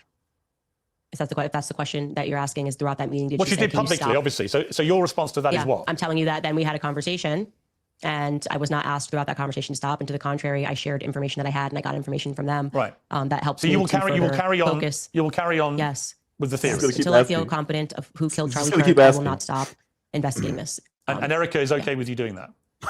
I don't know how many other ways to answer your question other than saying she did not ask me or request for me to stop in person. And when we spoke about that moment, she felt that Barry Weiss was being Barry Weiss. And she made no request of you whatsoever, Erica Kirk, in 4.5 hours. 5 times he's asked the same Request thing. in what sense? About how she would like you to conduct yourself about the murder of her husband going forward. No. Nothing at all. At 6. No, she didn't make a Just request keep for me asking. to conduct myself in And any she way. expressed no that was concern wrong. about I any of think- the theories that you've been I putting think out. she Number 7. probably knows me through the lens of her husband, so I don't know if that would be a thing that she would have done. But no, she did not. She did not ask me to conduct myself in any way. That seems to just be coming from the media of how I should conduct myself. When people say to me, "Do you think she believes this stuff?" I don't know. I don't know if you do or not. I know that Alex Jones didn't. It's just so fun being a lone person to be attacked every second and every minute of every day that I was just like, you know what, this is so fun for me. I love it. I love the threats of losing your job and people going after your sponsors and having to worry about your security. It's so fun. You know, it would be so easy. I would be a billionaire. I'd be on the cover of Vogue magazine if I would just say the thing. If I would just be a federal operative and tell people to trans their kids and tell them like Brigitte's like a really beautiful woman and tell them that Charlie Kirk was shot by one person on a rooftop with impeccable luck who scaled the rooftop like Spider-Man. That's the easier route in life. Unfortunately, spiritually, I can't do it. I'm just my granddad's granddaughter, and he couldn't lie. I can't lie. And I don't want my kids to grow up in a world where a bunch of freaks and pedophiles are in power, which is in the circumstance that we live in today. We cannot live in a world where Jeffrey Epstein is being protected by the government and Charlie Kirk is being publicly assassinated. I can't do it. That's I won't crazy. do it. And let the chips fall where they may. Yeah, you could. Hey, listen, you can have any opinion you want. You can have any opinion you want. We don't have to agree. That's what this next part's about. So now we're heading over to Ben Shapiro at Amfest, and I want you guys to listen to what he's doing. But it's very, very, very, very interesting watching this stuff. So again, this is Amfest. This is Ben Shapiro. I think he was the first speaker. I don't know if he was the first speaker, but he spoke right before Tucker Carlson. And listen to this approach. To me, this is, I've never seen anything like this coming from the right. The conservative movement is also in danger from charlatans who claim to speak in the name of principle, but actually traffic in conspiracism and dishonesty, who offer nothing but bile and despair, who seek to undermine fundamental principles of conservatism by championing enervation and grievance. These people are frauds, and they are grifters, and they do not deserve your time.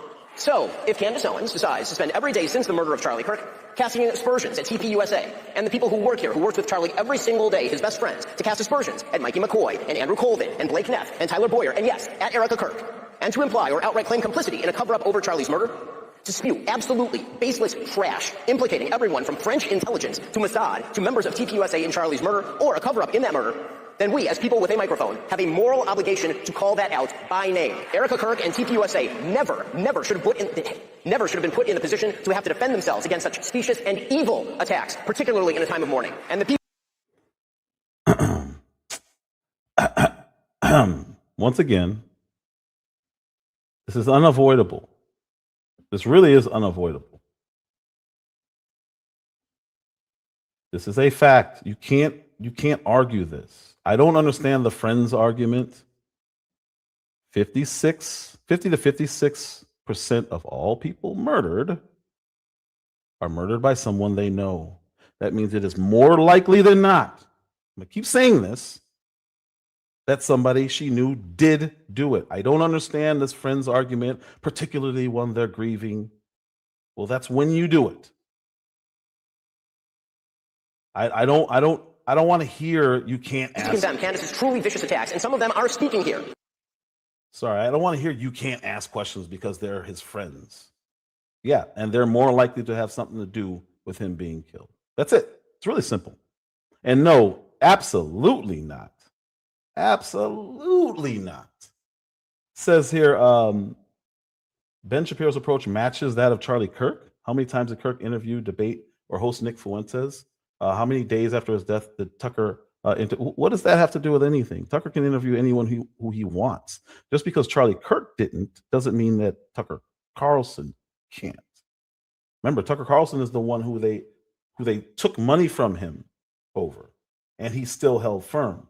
So absolutely, Charlie Kirk was about asking questions. You can call me whatever you want. Charlie Kirk was about asking questions, and he offers the answers in a respectful way. And that's it. You can't force a new legacy onto a man who literally was all about prove me wrong. This is my position. What's yours? You tell him your position, and he tells you why he thinks you're wrong. That was literally his entire legacy. That's what TPUSA is. That's literally what it is. Literally. I don't know if you know what literally means.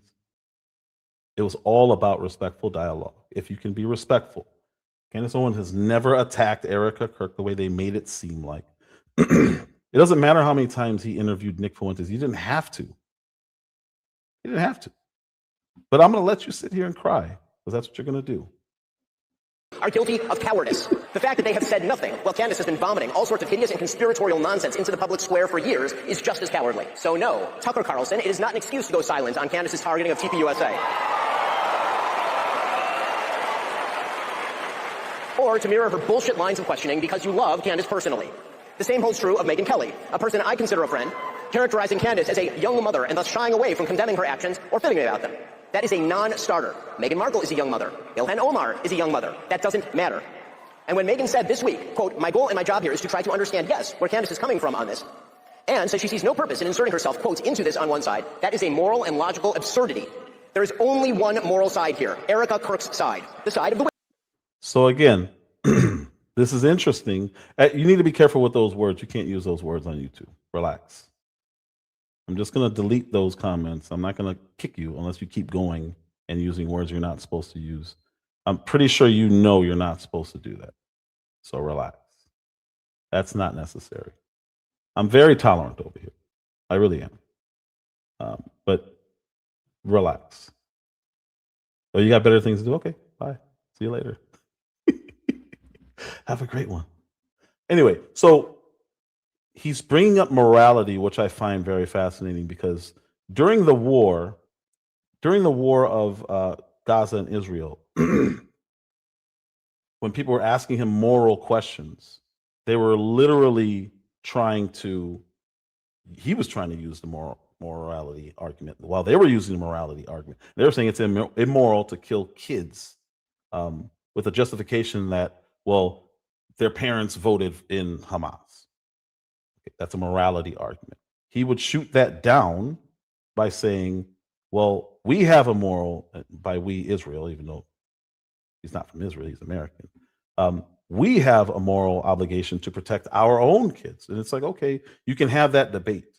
But he's having a morality conversation about somebody asking questions and him disagreeing with the questions and him disagreeing with the insinuations and innuendos of who's asking it and the motives, all the stuff that he's trying to apply to things. And he's saying that for whatever reason, people on the right have a responsibility to agree with him. And if you agree with him, you have to now stand by him and make a declaration. That's insanity. That's not what the right does. It's not what the right has ever done. You don't have an obligation to denounce another person. You just don't. And there's nothing moral about a denunciation. Like, I don't agree with the plane stuff. I don't have to publicly post that I don't agree with the plane stuff. I don't know about it. I don't care, to be honest with you. But for you to say, well, if you don't agree, you need to step up, say something. Who are you?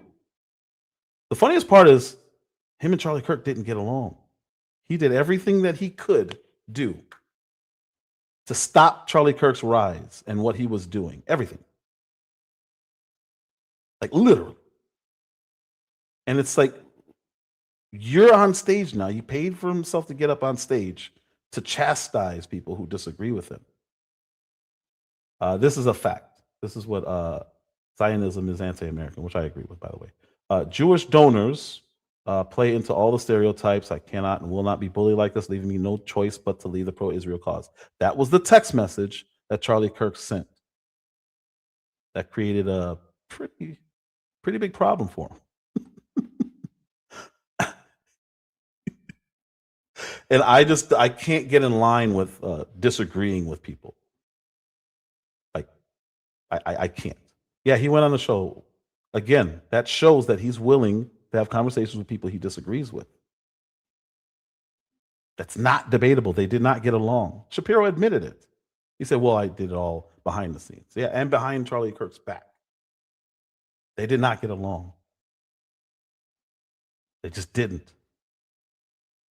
And if it was an issue, he would have done this. He would have canceled them, but he didn't. Why? Because he did not believe in shutting people down because you disagree with their opinions. I played videos of him talking about Candace Owens on this. Matter of fact, like this is not up for debate. This is what he was about. And I find it really strange that people are trying to force that. Do I still have that? I don't know if I have that. I don't know if I have that one. But he did not.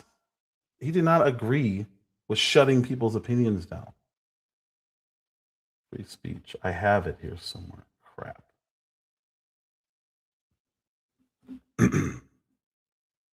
Yeah, disagreement is absolutely seen as hate. And it's weird. I don't understand why the right is saying this. Like they don't understand. Really? You don't understand? Here's one. Send this over real quick. Sorry. That's sidetracked. Because people are just lying about Charlie Kirk, and I don't like that. And not that I care about him or love the guy, but you shouldn't be lying. There's no reason to lie when his words are very clear, crystal clear, especially on this topic.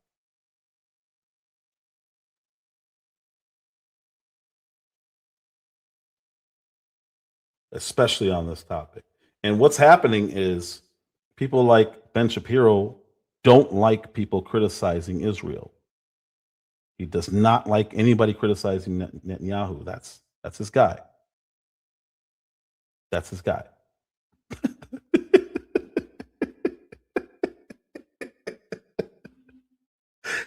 This is what I'm talking about. So this person is saying, Anne is saying that she heard somebody say that they saw text messages between other people. And when Candace Owens shows texts, literally shows texts, they dismiss them. That's wild. That's hilarious. So this is Charlie Kirk. Let me pull this over. Tim Pool says he's seen text messages between Candace and somebody else. Has he shown them? Nope. But he said he's seen them. That's the same guy who said he got shot at twice now. That guy. Hold on. Wait, where am I at? I don't want to lose this mark. 3804. If I ask, remind me. 3804. Video file. Tim Pool. Oh man, did he get humiliated? All right. This is Charlie Kirk talking about Candace Owens. Let's see. Tim Pool. Owens, no. She's a great friend. You know, look, I don't agree with everything Candace says, but you know what I don't do? I don't stop being friends with people just because people morally blackmail me. I don't do that, and you shouldn't either. Look, I have different views on things as Candace. I have different views on Israel than Candace. I have different views on a lot of geopolitics. But honestly, I traveled the country with Candace. I went to her wedding. I saw her meet her husband. I went to Israel with Candace, which is a fun story I'll tell you at some point. But what I don't like is when people demand, you must stop being friends with somebody. Whoa. That's a left-wing tactic. Don't do that. I'm not saying you do that, but other people do that. We should never resort to that. In fact, if you believe what I believe, shouldn't you want me to be friends with people that don't agree with us? Shouldn't you want me to also be a tool of influence? And so I think the world of Candace. She's a great mother. You know, hold on. Let's go back up to that obsessive guy's comments. Where is he at? Where is he at? Before he couldn't help himself and start name calling. Where is that? Because he said that he agrees with Ben Shapiro. And I find that interesting. Here it is. Ben Shapiro's approach matches Charlie Kirk's. So you heard Ben Shapiro, and now you listen to what Charlie Kirk is saying. It's the complete opposite. Couldn't be further from. You want me to be friends with people that don't agree with us? Wouldn't you want me to be friends? Want me to also be a tool of influence? And so I think the world of Candace. She's a great mother. She certainly has very, very fun opinions at times. And she's a great talent. She says a lot of stuff that sometimes I don't agree with, but that's what makes our relationship and our friendship interesting. My advice to all of you, you might not like somebody, but never tell somebody like me to stop being friends with somebody on an interpersonal level just because of disagreement. It's bad. It's what the left does, and we should rise above it as conservatives. That's interesting. 2 children whose husband was shot live. Let's go back. That's Let's the go back easier to route in Ben life. Shapiro. Go silent on Candace's targeting of TPUSA. Erica Oh, Kirk, sorry. and to Here we imply go. or outright claim complicity in a cover-up over Charlie's murder, to spew absolutely baseless trash implicating everyone from French intelligence to Mossad to members of TPUSA in Charlie's murder or a cover-up in that murder, then we, as people with a microphone, have a moral obligation to call that out by name. Erica Kirk and TPUSA never should have been put in the position to have to defend themselves against such specious and evil attacks, particularly in a time of mourning. And the people who refuse to condemn Candace's truly vicious attacks, and some of them are speaking here, are guilty of cowardice. The fact that they have said nothing while Candace has been vomiting all sorts of hideous and conspiratorial nonsense into the public square for years is just as cowardly. So no, Tucker Carlson, it is not an excuse to go silent on Candace's targeting of TPUSA.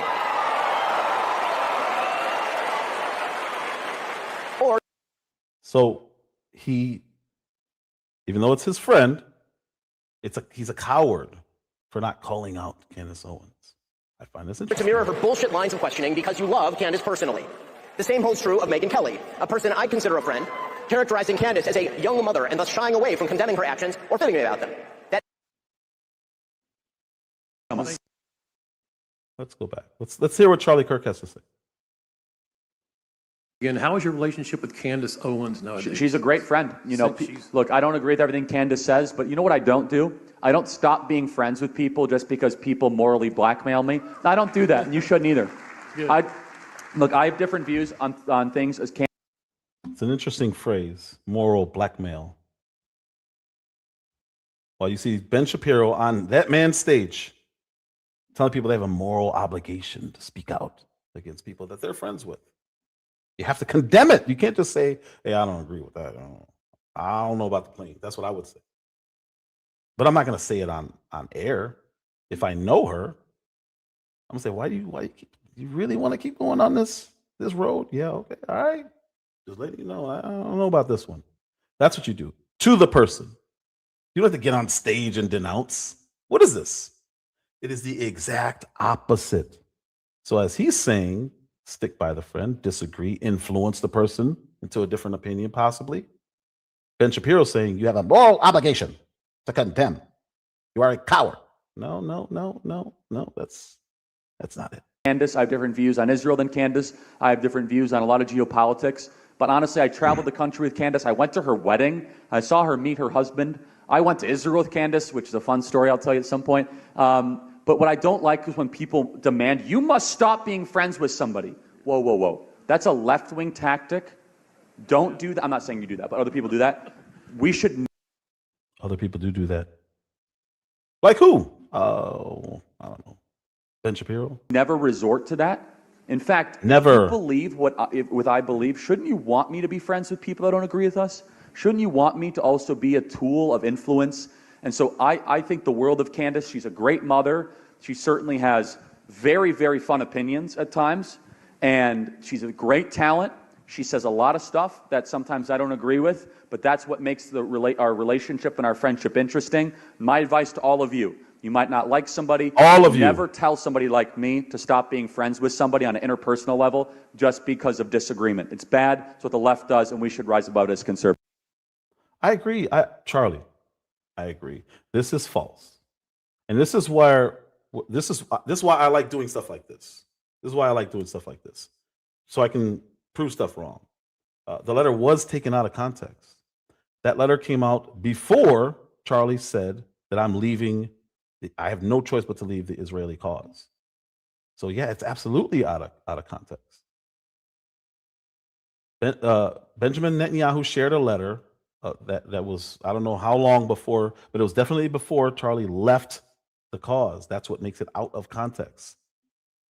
I love Israel. I'm whatever he said. I don't even remember what he said. That was a while back. That was like literally a day or two after Charlie was murdered. Benjamin Netanyahu gets on stage and shares information with the public to show, hey, we get along. I didn't kill him. Like, okay, nobody said you did. Where's this coming from? Now you're suspicious. We have some questions for you, sir. This is how it works. So the letter was absolutely taken out of context because he shared something when Charlie was here versus when Charlie said, I'm done with them. He didn't ask for, he just asked for them to be publicly shamed. What do you think What is the purpose of condemnation? Ben Shapiro said they have a moral obligation. All right, let's do this. I wish I could find exactly where it started, though. I'm trying not to. I want you to listen to Ben's entire premise. Who seek to undermine fundamental principles of conservatism by championing and grievance. These people are frauds, and they are grifters, and they do not deserve your time.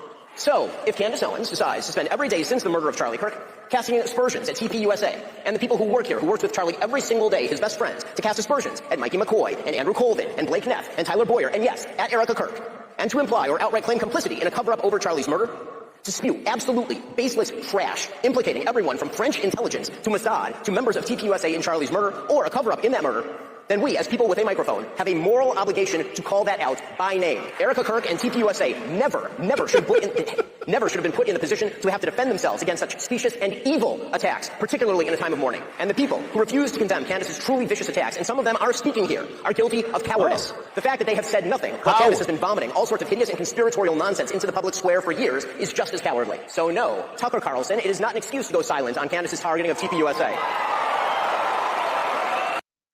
All right, so Ann, what do you think he's talking about here?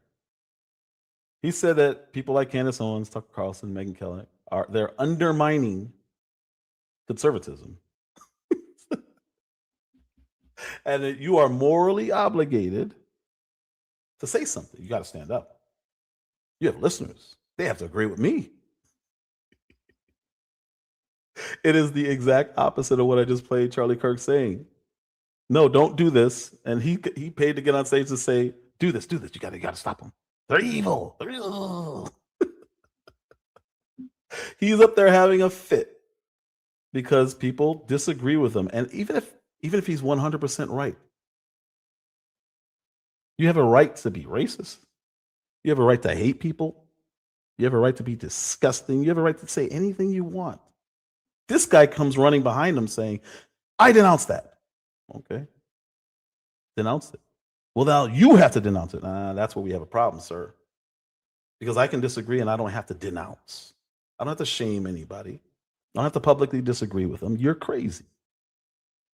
The ego and the narcissism that this guy has, that he thinks he can tell people what you have to do to please him because you have a moral responsibility. While Charlie Kirk was saying, I will not be morally blackmailed. And he's doing it on Kirk's stage, which makes it even worse. Or to mirror her bullshit lines of questioning because you love Candace personally. The same holds true of Megyn Kelly, a person I consider a friend, characterizing Candace as a young mother and thus shying away from condemning her actions or fibbing about them. That is a non-starter. Meghan Markle is a young mother. Ilhan Omar is a young mother. That doesn't matter. And when Megyn said this week, quote, my goal and my job here is to try to understand, yes, where Candace is coming from on this, and says she sees no purpose in inserting herself, quote, into this on one side, that is a moral and logical absurdity. It is absurd that she doesn't cast Candace Owens out. That's what he's saying. There's no other way to interpret this. This dude's insane. But I like their response much, much, much better, especially Candace Owens. Only one moral side here, Erica Kirk's side. Only one. The side of the widow with 2 children, whose husband was shot live on camera in front of all of us. Friendship with the person accusing TPUSA of a cover-up of Charlie's murder is no excuse for cowardice. There is a reason. Friendship is no excuse for being a coward. So you're friends with her, and you're on the wrong side of this one. Repent. That Charlie Kirk despised Nick Fuentes, and indeed even tried to Dinesh D'Souza for debating him. He knew that Nick Fuentes is an evil troll, and that building him up is an act of moral imbecility. And that is precisely what Tucker Carlson did. He built Nick Fuentes up, and he ought to take responsibility for that. He did not build. All right, so the weirdo earlier said, why won't he condemn Nick Fuentes? What's up, Dre? Or not? Yeah, he said, why wouldn't he debate Nick Fuentes? Okay, he didn't want to. That's a personal opinion. You don't have to force it onto other people. So Ben Shapiro's mad that Tucker had Nick Fuentes on. Okay, you can be mad, but you can't tell other people they have to be mad. Even if they agree with you, you can't tell them, all right, now that you agree with me, you have to publicly state it. Well, this is insanity. This is beyond narcissism. I don't even know what this is. But he's just taking on the totalitarian attitude that the left has. You have to condemn. You have to oust people publicly. Shame, shame, shame, shame. Throw feces at them. This is crazy. Like, who does he think he is? Who does he think he's telling everyone I'm the right? You need to, if you agree with me, whether you disagree or not, but if you do agree with me, you need to say it publicly. Loud, loud, loud condemnation. Just as he ought to take responsibility for glazing pornographer and alleged sex trafficker Andrew Tate, or for mainstreaming fake historian and pseudo-Nazi apologist Daryl Cooper as America's best and most honest popular historian. Hosts are indeed responsible for the guests they choose and the questions they ask those guests. Emotive accusations, conspiracy theories, and just asking questions, that's lazy and stupid and misleading. None of them are a substitute for truth. None of them are a substitute for evidence. So, when Candace Owens says, I don't know, but I know, that is retarded, and we are all more retarded for having heard it. Our duty to provide you evidence means we actually have to do much more than just ask questions. Just asking questions is something that my 5-year-old does, and it's really cute when it comes from my 5-year-old. But when grown men and women spend their days just asking questions without, seeking answers, they are lying to you. Well, the point of asking questions is to seek the answer. So if you ask questions, you're childlike. You're like a 5-year-old because you should just know everything. Ben Shapiro clearly knows everything. Just ask him. And if you disagree, he's going to condemn you. And he's going to ask everybody around who agrees with him to condemn you. This is pure insanity. As he was talking, I'm like, what is this man doing? Is he serious? On Charlie Kirk's stage. At first, I thought he was doing it on purpose just to disrespect Charlie Kirk because we learned how petty he can be. But then I'm like, he wouldn't do that. That's career suicide. Not right now. He seems to think that he can convert this audience, whether they're cheering or not. They're in the moment. They're going to cheer. Like, we've talked about this before. We've seen people in church cheer things that we know they don't agree with because they're in the moment. They're in this atmosphere, right? But for him to sit here on Charlie Kirk's stage, who literally encouraged debate and not casting people out and demand that other people do this is wild to me. This is like, oh, this is your life. This is real desperation. Real desperation. And I have my suspicions as to why they're so desperate, but I'm not going to get into the whole BB Netanyahu thing. In fact, they're doing something even worse. They are seeding distrust in the world around you, and they are enervating you in the process. Seeding distrust. So, for example, I'm sorry, I'm not going to keep doing this. Seeding distrust.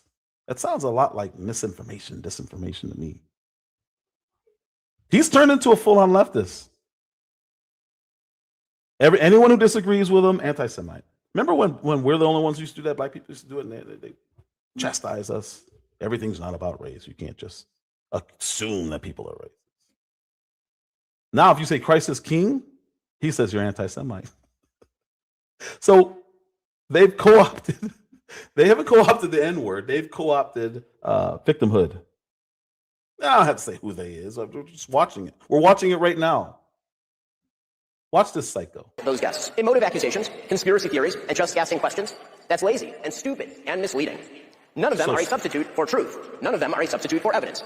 So, when Candace Owens says, I don't know, but I know, that is retarded, and we are all more retarded for having heard it. Our duty to provide you evidence means we actually have to do much more than just ask questions. Just asking questions is something that my 5-year-old does, and it's really cute when it comes from my 5-year-old. But when grown men and women spend their days just asking questions without, seeking answers, they are lying to you. In fact, they're doing something. How is that a lie? That's a weird. I don't even know how you made that connection. If people are asking questions and not seeking answers, they are lying. I don't understand that logic. I don't know how he closed that circle. Even worse, they are seeding distrust in the world around you, and they are enervating you in the process. So, for example, if many speakers, including Tucker Carlson and others, get on stage here at TPUSA and claim, without proper evidence, that Jeffrey Epstein was running a Mossad rape ring being covered up by the Trump administration, they are not actually uncovering a conspiracy or effectuating a solution. So he didn't like the connection to Mossad when there's actual evidence from an Israeli that says he was connected. So Ben does not, he's all about Israel. There's no reason to bring that up. He doesn't like that it was brought up. Listen to that. That was interesting. I didn't catch that before. To you. In fact, they're doing something even worse. They are seeding distrust in the world around you, and they are enervating you in the process. So, for example, if many speakers, including Tucker Carlson and others, get on stage here at TPUSA and claim, without proper evidence, that Jeffrey Epstein was running a Mossad rape ring being covered up by the Trump administration, they're not actually uncovering a conspiracy or effectuating a solution. They are claiming a special provenance to information they won't let you see, which builds their power and leaves you with none. They are also implicating in their speculation actual human beings, good human beings, like Kash Patel and Dan Bongino and Pam Bondi, and yes, the President of the United States, even if they're too cowardly to say President Trump's name. Or they're asking people that they trust, like Kash Patel, Dan Bongino, not Pam Bondi, and President Trump. They're asking, hey, why aren't you releasing this? That is a legitimate question. You ran on releasing this, and now you're not. This is the real problem with the right now. It has nothing to do with Candace Owens or even Charlie Kirk. Nothing. It's failures within our administration that we put these people in. I voted for Donald Trump. Everybody knows that. He's not doing what he said he's supposed to do. Long before he got elected, when he was out of office last time, I said, he's there to do what I say, not the other way around. I'm not a Trump supporter. Trump's supposed to support me. That's what my vote is for. You support me, I don't support you. That doesn't even make sense. You work for me. When I hire somebody, I don't support them. I mean, I support them on the job with training and stuff like that. But that's not what people mean when they, oh, you're a Trump supporter. No, he supports me. And when he doesn't, you get fired, or you at least get asked questions. Say, hey, why didn't you take care of what you were supposed to take care of yesterday? Oh, well, it got busy and there's so many customers. There's every okay. Right, but what did I tell you to do? What did I put on the list for you to do? Well, yeah, and then this person called out sick, and okay, you still need to be held accountable because you're supposed to get something done. How you doing, Holly Favorite? Welcome, ketchup and chips. But it's like, why do we? He works for me. Supposed to, Andre. They're supposed to work for us, and now we get in trouble when we ask them to do their job, and we get in more trouble when we say, hey, how come nobody's getting fired? I want to fire that person. Well, I think they're doing a good job. That's what he did with Pam Bondi. It's like, Trump, dude, I don't know who's in your ear, but Pam Bondi is not doing a good job. Those good people in the future. You haven't gotten smarter. You've just been manipulated. When forced to demonstrate their evidence, these same people will often refuse to provide it. They'll claim ignorance. They'll pretend they're outside the system, and they don't have access to actual information. They're just asking questions. But many of these same people have direct pipelines to informational sources. So, for example, if Tucker wants answers to his questions about, say, Jeffrey Epstein, he could call the Vice President of the United States. He's quite close with him. But he won't, because that might undermine the empty speculation. None of this means there aren't... How do you know he hasn't? You ever consider that, man? Or is this a bad question again? How do you know he hasn't talked to J.D. Vance directly? And maybe J.D. Vance said, I don't know. Or maybe J.D. Vance said, you should pose this on your show. That's a really good question you're asking. Get some pressure on these people. How do you know that's not what's happening? You assume that he's just asking questions. So he's lying. How is that a lie? Actual real conspiracies in the world, of course there are. But actual conspiracies require actual evidence. Yes, there was a Russiagate.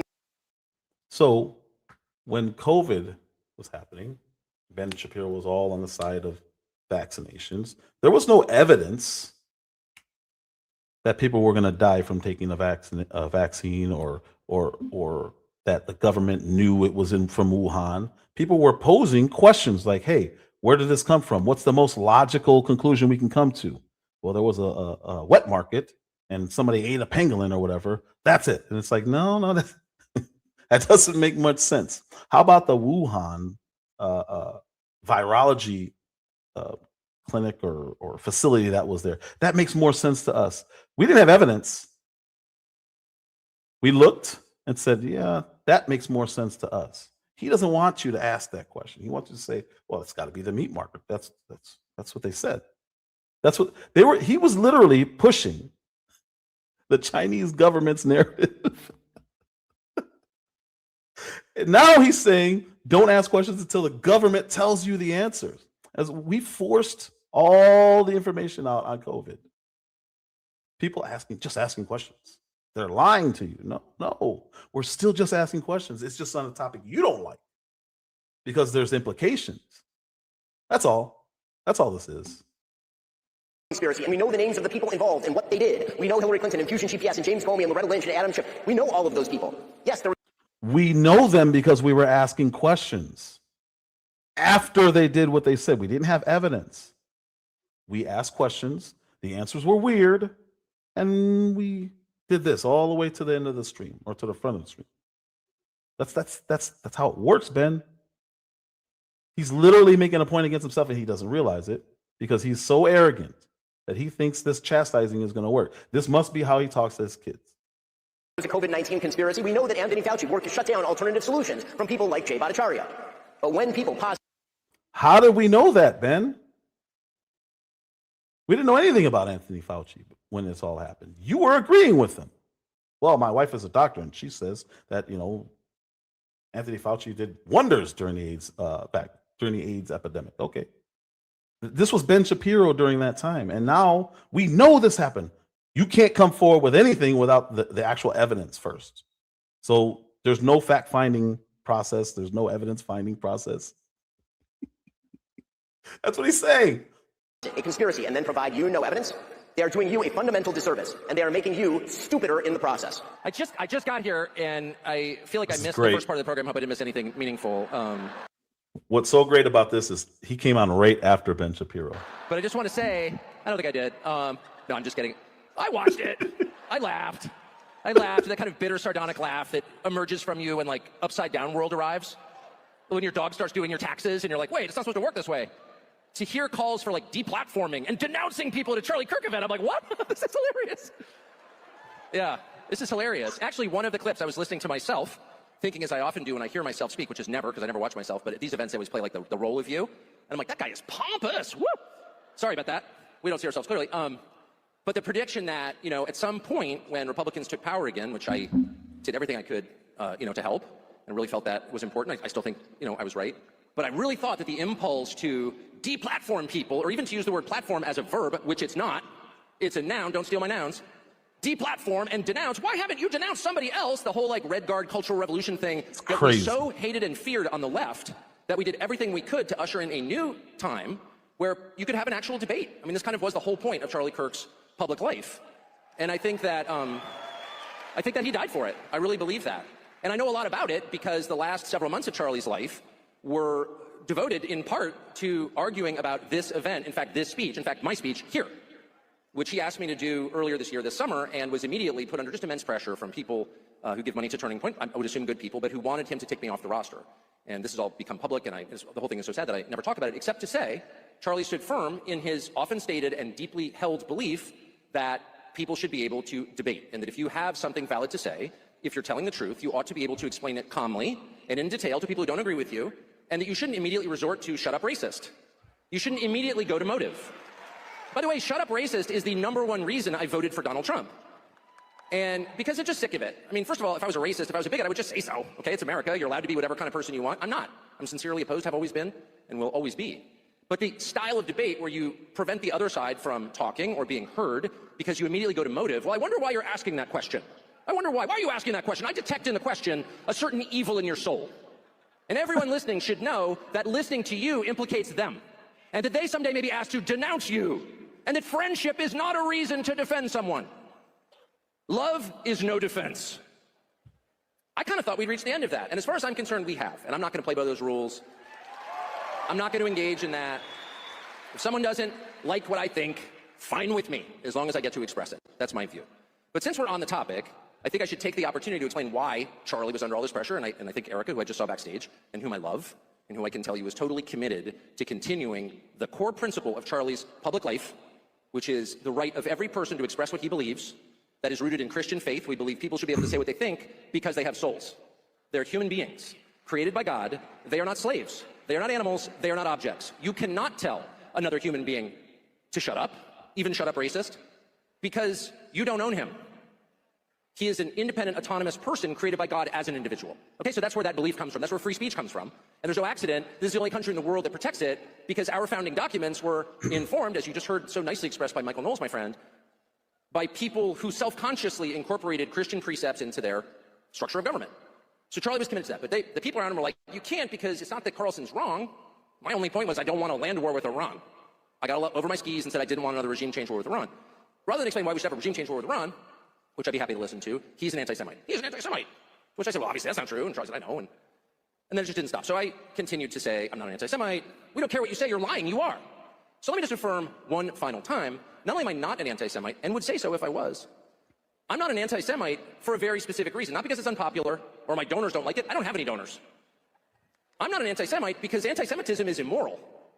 In my religion, you can't punish people for crimes they didn't commit. That's the basis of our justice system. That's the basis of Christian ethics. That's why we have what are called human rights. They apply to every human, not just your group, not just my group, but every group, every human, because we don't consider people in terms of the groups to which they belong. We consider them as individuals the way that God created them. The US government, the largest organization in human history with the most well-funded military in history, ought to, in all the decisions it makes, put the interests of American citizens first. That's it. Oh! That's creepy. Sounds kind of fascist. You're going to invade Poland now? No, just the opposite. In fact, the original America Firsters were kind of against wars, and the current ones are too. Actually, it just means what it sounds like. The government ought to serve the people who pay for it, who elected them, in whose name the business of government is conducted. That's all it means. Now, there are two things to know about this idea. The first is, almost everyone's for that. Like, what percentage, if you polled that idea in the supposedly fractious Trump coalition that's in the middle of a civil war, what percentage of people disagree with that? Well, a few. You know, people whose names you know. Well, that sounds like America only. Can you? That was a direct shot. So everything he's saying is in response to Ben Shapiro while giving his speech. It's amazing. It's amazing. It really is, because Ben Shapiro did say America first sounds like an anti-Semitic slight towards Israel. It's weird. It sounds like America only. So should we not support it? He's obsessed. He's obsessed with that. And obviously, well, I won't say obviously. I feel like he's got to be getting paid. There's no reason to be so obsessive over that topic like he is. It's wild watching him. Because when Candace Owens said Christ is king, he went on a diatribe about it. It's like, and trying to prove how saying Christ is king is anti-Semitic. And it's like, all right, what are we doing here? So no matter what you say, I'm telling you, they co-opted it. It ain't the N-word that they're using, it's the victimhood. And now you don't see many of us doing that anymore, because I think we've realized, okay, everything can't be racist. Now they're using this. The same tactic. It's a leftist tactic that they've always used. And they're using it proudly. You look me in the face and explain to me why the thing that you are doing, the money you're appropriating, can you tell me why that helps our country and our people? Tell me how. And if you're doing the whole shut up racist thing, then I have a right to question your motives, actually. Why can't you answer the question?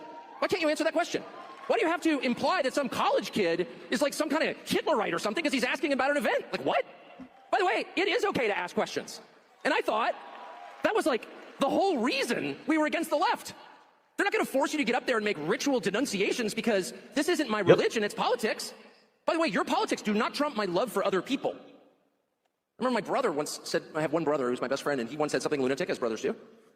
And I remember all these reporters, one from the Washington Post, which used to be a newspaper in Washington, calling me and being like, will you denounce your brother? I said, son, if my brother went on a drug-related murder spree, I would not denounce him. What? Are you for drug-related murder sprees? No, I'm for my brother. And nothing will ever make me not for my brother. And I'd probably tell him no more drug-related murder sprees for you. I'm not for that. I'm not for a lot of things, actually. But I will never, ever denounce people I love to satisfy the mob. We should also... And what's weird when they do that is, they must not be happy. They must not have relationships, because that's just not a thing. Like, there's plenty of family members that I didn't get along with or don't get along with. I don't have to go public with that. That's weird. Even if you're a public figure. I had cousins that are killers. I had some that were killers, like literally. It's not my responsibility to publicly denounce them. Obviously, I don't agree with what they do and how they did things. But why do I have to publicly denounce them? I don't care if I'm in court. Do you denounce the actions of your cousin? What? No. I don't agree, but that has nothing to do with public shame, public humiliation, public denouncing. That's weird. That's not a normal behavior. And that is nothing like any conservatism or right wing, whatever you want to call it. We've never done this before. This is a new thing that Ben Shapiro is trying to do. And it's not going to work. And it seems out of desperation. To be very on guard against people who try to leverage the word of God, oh my the words God. of Jesus, for political ends. Absolutely. That is a dangerous thing to do. I don't want to do that. And I attempt every time. This is all sort of new to me. I'm so obviously not a great Christian that it's not like a lot of people are going to be like, oh, I want to be like him. But there are people, particularly Christian ministers, I have noticed, who are preaching a political message and pretending that it's the gospel. So I've done live streams on this. It's not good. It's really, really bad. And those pastors are going to have to answer for doing what they're doing. They're pulling people away.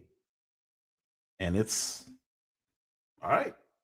You put people away from Jesus all you want, lying at the pulpit and speaking about politics at the pulpit and pushing your agenda. It's not about you. And I've done live streams on this. It's wild. let me just say, and I think my theology is right, I'm hardly a theologian, God is not on any country's side. Certain countries can decide to be on God's side, and that is true for people too. To the hateful people whom I used to call friends, who have been all over the internet trying to shame me and say that no one should ever listen to this program again because I haven't spoken out on the Erica-Candace conflict. There's no, I don't have any pearls of wisdom other than go fuck yourselves. Go fuck yourselves. You have no fucking clue what's going on. You don't know what I do behind the scenes. And your world is so myopically online, you fail to understand there are real humans involved here, and actually being able to touch grass and have relationships with them, which is something I'm doing, could prove to actually benefit all involved. Maybe it won't. Maybe it won't at all, but it's at least got a shot. I'm not sure your Twitter shame game has gotten anything of value done. Your name. And Ben Shapiro's been leading that on X also. And for whatever reason, the right is fully complying with this nonsense. And it's a fight over MAGA, clearly. It's the Never Trumpers are fighting. They want MAGA to stay with them while condemning what MAGA really was and is. So they're scared to point out anything with Trump. So they can't attack there. So where do they attack? Well, everybody who's promoted him, and she's not really MAGA, obviously. She just got caught in the crosshairs between Tucker and Candace because they're starting to say, hey, Trump, whoa. Pam Bondi literally screwed up a James Comey perjury prosecution when we have him on video lying. Like, how do you screw that up? Letitia James ran on getting Donald Trump and locking him up for the rest of his life and stealing Mar-a-Lago from him by devaluing it. And you can't get a prosecution on these two? Trump, what's going on? What's going on with Pam Bondi? And he's, oh, she's doing a great job. All right, man.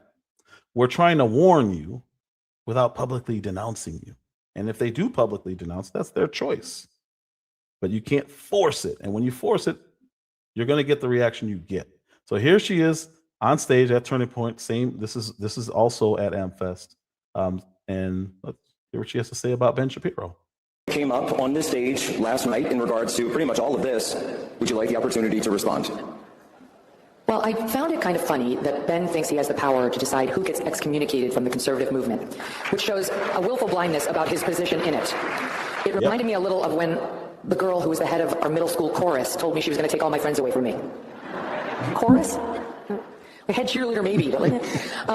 So I resent the whole thing. I object to the whole thing. Ben and I, he had the nerve to call me a friend right before he called me a despicable coward for not calling out the people he once called out. That's crazy. So he both wants to parent me and be my child. He wants to tell me what I have to do and who I have to say what to. And then when I don't, he and some of his friends want to act like utter victims because I won't do what they say. They need me. I have to be their daddy and step in to protect them. And I am not their daddy. And I resent that he thinks he's in a position to decide who must say what to whom and when. Thank you. So I don't think we are friends anymore. I've been a very good friend to Ben. Nobody knew who the heck Ben Shapiro was when I started putting him on my shows on the Fox News channel. And I helped make him a star. And I've been very, very good to Ben over the years, and he's been good to me too. He just recently came on my tour, as did you, and I gave him the most kind introduction I could possibly give him because I know that he's losing subscribers a lot. And that's an important thing because we're running into the same thing with Tim Pool. They're bleeding subscribers and following, and this is all to get attention, or I don't know what this is. It's weird. Whatever this is, I don't know. People can say that they're getting paid. I think one of them is, but I'm trying to understand where they're coming from without accusing them of anything. I think it's weird. We see their following dwindle. Daily Wire had to fire Jeremy Bourne. Well, he resigned after he got rid of Candace, and then he got rid of another really popular young lady. They're bleeding following subscribers, all of that. So maybe that's why they're going so hard in the paint. I don't know. Tim Pool really flipped out. I don't understand that one either. That was weird. Because there should be no investment like that. There should be no emotional investment. What's up, Mel Dub? And so I tried to do something nice for him by giving him a long 10-minute intro and personally vouching for him. And we mixed it up on Israel out on stage. It wasn't Israel because we're on the same place on Israel. We mixed it up over whether Tucker Carlson should be excommunicated from the conservative movement, which I do not believe.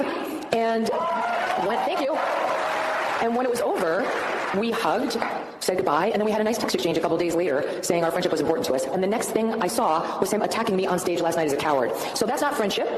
And wow. I think that's fine with me, with friends like that. They have not stopped. Okay. I highly recommend. I put this video in the description. I highly recommend you watch this because I had to chop it up. I can't play a whole episode. Just her takedown of Ben Shapiro. But even in here, there's some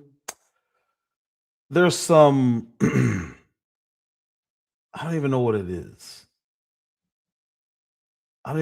So she talks, and I don't have all of it, so I kind of want to give some kind of preface to it.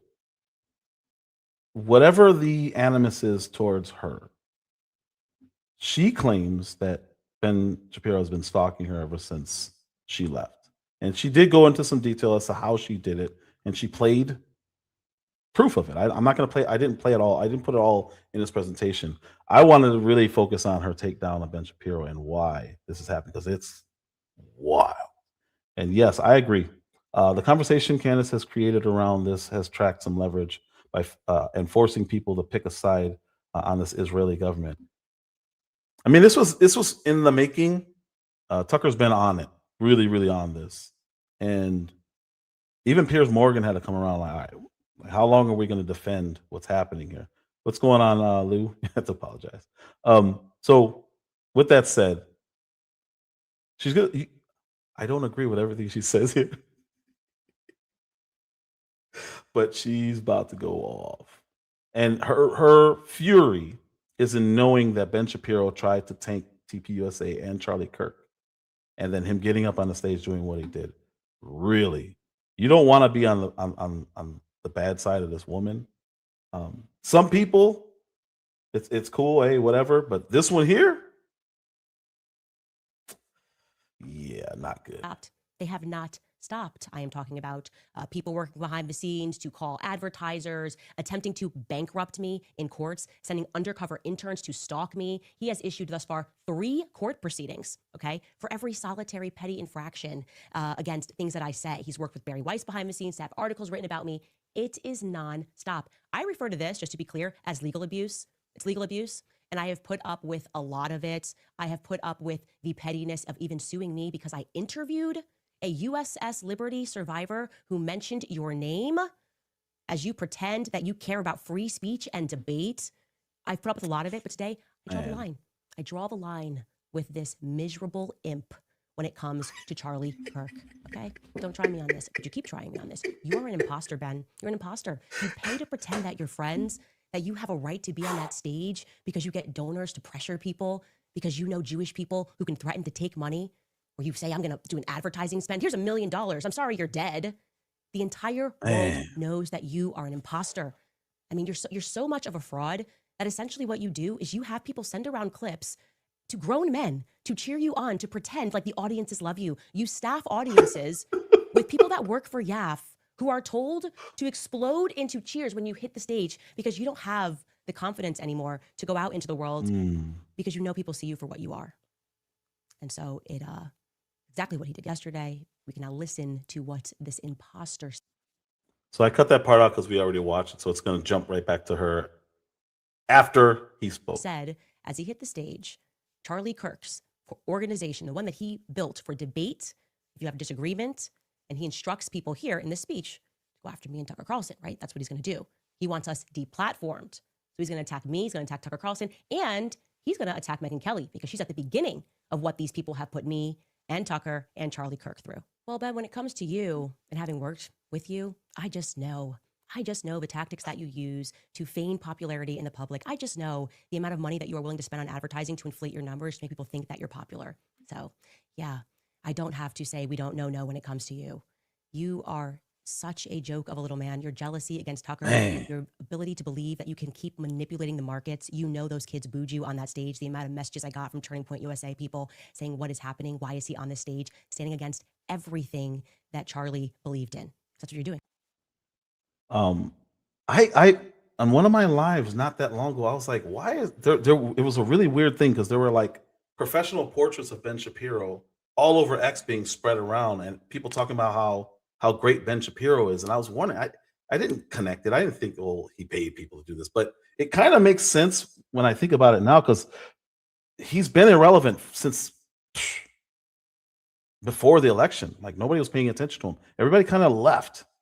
And all of a sudden, recently, on my timeline, because they're feeding this to people who don't want to see it, and they're feeding it to people who do want to see it. There's no reason for me to see Ben Shapiro post with him like this, and everybody's saying how great he is, and I'm like, what is this? This is really strange. So I don't doubt this at all. I don't doubt this at all. She actually called him out on that, and that's when he really got mad. She talks about it. I don't think I put it in here. I highly recommend people watch it to see the level of things that he was doing. And Charlie Kirk absolutely took it. He was the one who was on all the college tours. And then Steven Crowder started the prove me wrong thing, but he was doing that kind of everywhere. He would do it at colleges and random places where he knew liberals were. But Charlie Kirk took that market and made it a thing and actually convinced people that something Ben Shapiro couldn't do. Ben Shapiro became popular for owning people and saying things that went viral. Charlie Kirk actually made those people listen. He didn't make them people. He convinced those people that this is the right thing. What I'm saying is right. Tell me what you think. Okay, I don't agree with that. This is what I think. And convincing people, completely different from owning people. So that has to be where that animus came from. And people don't have to believe it. She's shown texts of Charlie Kirk talking about Ben Shapiro and saying that Ben thinks that Candace was Ben Shapiro's slave. Like Charlie Kirk said this. It doesn't matter when he said it. Somebody earlier said, well, there was no timestamps. What difference does that make if it was 2010? Like, it doesn't matter. He said it because that's what he believes about Ben Shapiro. He also believes you should have debates. The reason he didn't debate Nick Fuentes because he really genuinely didn't like that man. And that man, Nick Fuentes went after him. Nick Fuentes is a troll. So Charlie did not want to entertain the troll. But he definitely disagreed with people that I watched him debate and offered debates to. So it's whew. You're standing against everything that Charlie believed in because you weren't his friend. He didn't like you for that very reason. I look at you and I just think you are such a little worm. I could see you right now, probably. What can we get out to her? We're going to sue her into bankruptcy again, right? Sue her for every infraction and every word that I don't like and every time my feelings are hurt. Because what you really believe in is Baal Barith. That's what your people believe in. You believe that you are contract lords and that people are not allowed to violate contracts or you will ruin them for years. You fire someone and you effectively stalk and harass them for years after. I'm here to let you know that I'm done with it. I am done with it. This one is so fully off of the mother effing plantation, truly. All right. I don't agree with everything she's about to say. I'm just warning you guys. But I'm definitely laughing. I'm here for it. She said she wanted all the smoke. Ben Shapiro, fuck you and the midget horse that you rode in on. And I say that on behalf of the world. I know you're going to get applauded by Konstantin Kisin and Andrew Christ is King Clavin and all of the people, the men who have to keep applauding what you do like you're a 4-year-old to make you feel good.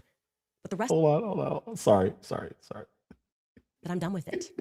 I am done with it. This one is so fully off of the mother effing plantation. Truly, Ben Shapiro, fuck you and the midget horse that you rode in on. And I say that on behalf of the world. I know you're gonna get applauded by Konstantin Kisin and Andrew Christ is King Clavin and all of the people, the men who have to keep applauding what you do like they're a 4-year-old to make you feel good. But the rest of the world can't stand you. You're obnoxious. You have absolutely no values that exist outside of the Talmud. You describe yourself as a Talmudic Jew, and I've learned what's in that Talmud, and I encourage other people at home to learn what is in that Talmud so that you know what Ben thinks of you, because he doesn't just hate me, he hates you too. White men. He hates all black people, okay? If he's following the rules of the Talmud, I mean, when I say hates, they think that we're animals, that they have a right to own us, that they have a right to make us worship them, that they have a right to lie to us, that they have a right to sue us and take everything that we have, that they have a right to deceive us, that they have a right to treat Charlie the way that he treated Charlie while he was alive, only to then try to defraud the population into thinking that he is somehow a part of his legacy, that he somehow cared about Charlie Kirk and cares to protect the people that are working at Turning Point USA. Goodbye, Ben. Goodbye. Man. Question is, how much more money is Ben Shapiro going to spend to make people think that he's popular?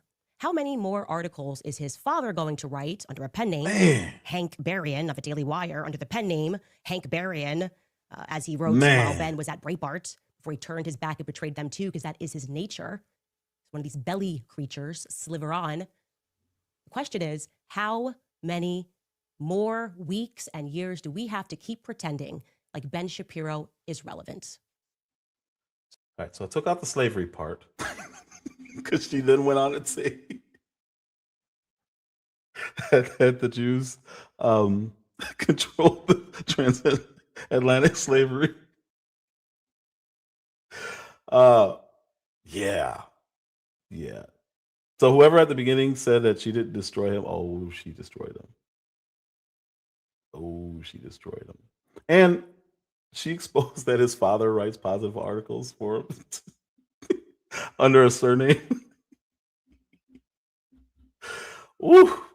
Yeah, that was lovely. That was absolutely just don't. I don't understand why people pick fights with her. That's what I don't understand. So clearly now we know. And again, that link is in the description. You got to watch that whole thing. That was phenomenal. But we now know why he was so bold in coming out against her, because he would sue her anytime she would respond or even hint at a response. So he thought he was just cyberbullying. I don't know what he thought he was doing, but she responded. Oh, did she respond? And he's not capable of coming back against that. All he's capable of doing is what he did, and spin narratives and force people to agree with him or disagree. And he will either not continue to push a narrative, or he will push a narrative. Either way, that's his plan. That's what he does. That's all he's ever done. I just never thought about it like that. But it is literally what he's always done. And it's not working now. If anybody wants to come up and tell me anything about what I presented today, speak now or forever hold your peace. And then I can get out of here if not. Yeah, so Piers Morgan, clearly driving a narrative. If you go on X, my goodness, are there narratives? It's nonstop. And they keep saying she never provides proof. She never shows any evidence. Then when she does, they dismiss it and move on and go straight to the next thing. Charlie didn't say that. And then she shows text. Well, why would you share those private texts? It's like, you're the one who said she's lying. So there's no winning. So the narrative must go on. That's what it's come down to. That's what it is. Rain Me, welcome. Thank you. Mel Dub, appreciate you, sir, as always. Thank you, man. You can go back, man. There's some good stuff in there. Sean E1R, thank you. Appreciate you for stopping by. Lou Jenkins, appreciate you, man. Yeah, this is the contrasts in what I believe versus what these people believe are almost as big as the contrasts in what I believe versus a lot of leftists believe. Because I don't have to agree with you. I just don't like watching people lie or people smear or people force other people to do what they want. Amber C, thank you so much. Andre Dub, as always, man, I appreciate you. Uncle L, thank you so much. highly favored. Thank you so much, so much, so much. Yeah, no, we'll never be steered. No narrative is going to force me to think how somebody else wants me to think. Give me information, and you can definitely convince me, okay, this position's right. But telling me you have to dislike somebody, my next live, I'm going to be talking about Nick Fuentes again, because I think people need to see what's going on. And yeah, it's interesting, because I don't care for him. But some of what he's doing is kind of growing up. And nobody's gonna tell me. And a lot of it is people telling me not to listen to him, which made me go and listen to him. I'm like, all right, I see what he's doing. I learned what he's doing. G will appreciate you. Ketchup's Chips, thank you so much for stopping by. Who else was in here? Dominique Morgan, thank you so much. Appreciate you appreciating me laughing at these people. Ann Rogers, we don't have to agree. I appreciate you regardless. Thank you so much. Even the weird guy. What was the weird guy's name? Bumpy. I don't know. I don't remember his name. Zionism is anti-American. Appreciate you over on Rumble. Thank you so much. Bumps Johnson. You can call me any name you want. Doesn't impact. That stuff doesn't work. I've been called the worst possible names since I started speaking on conservative things back in 2001.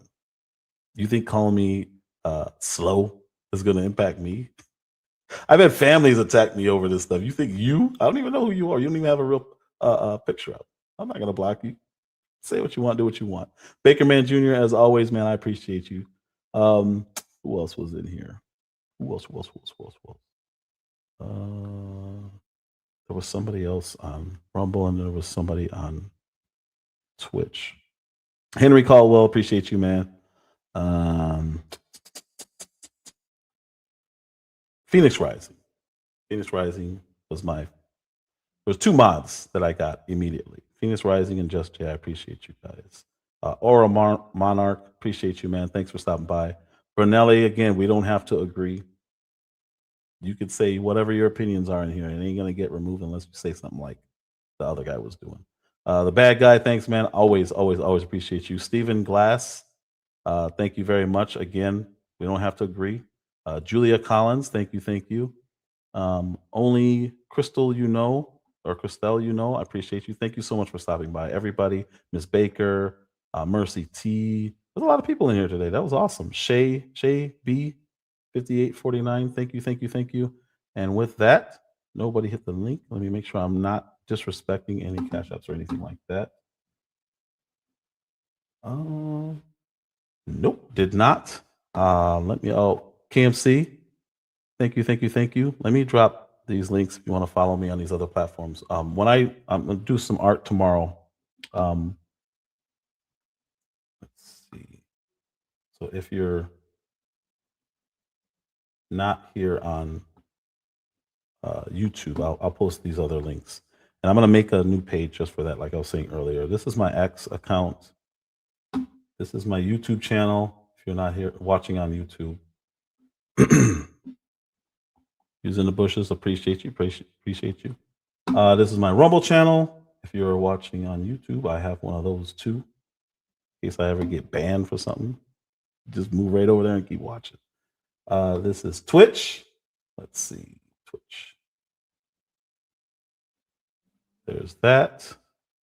And then TikTok. I'm brand new there.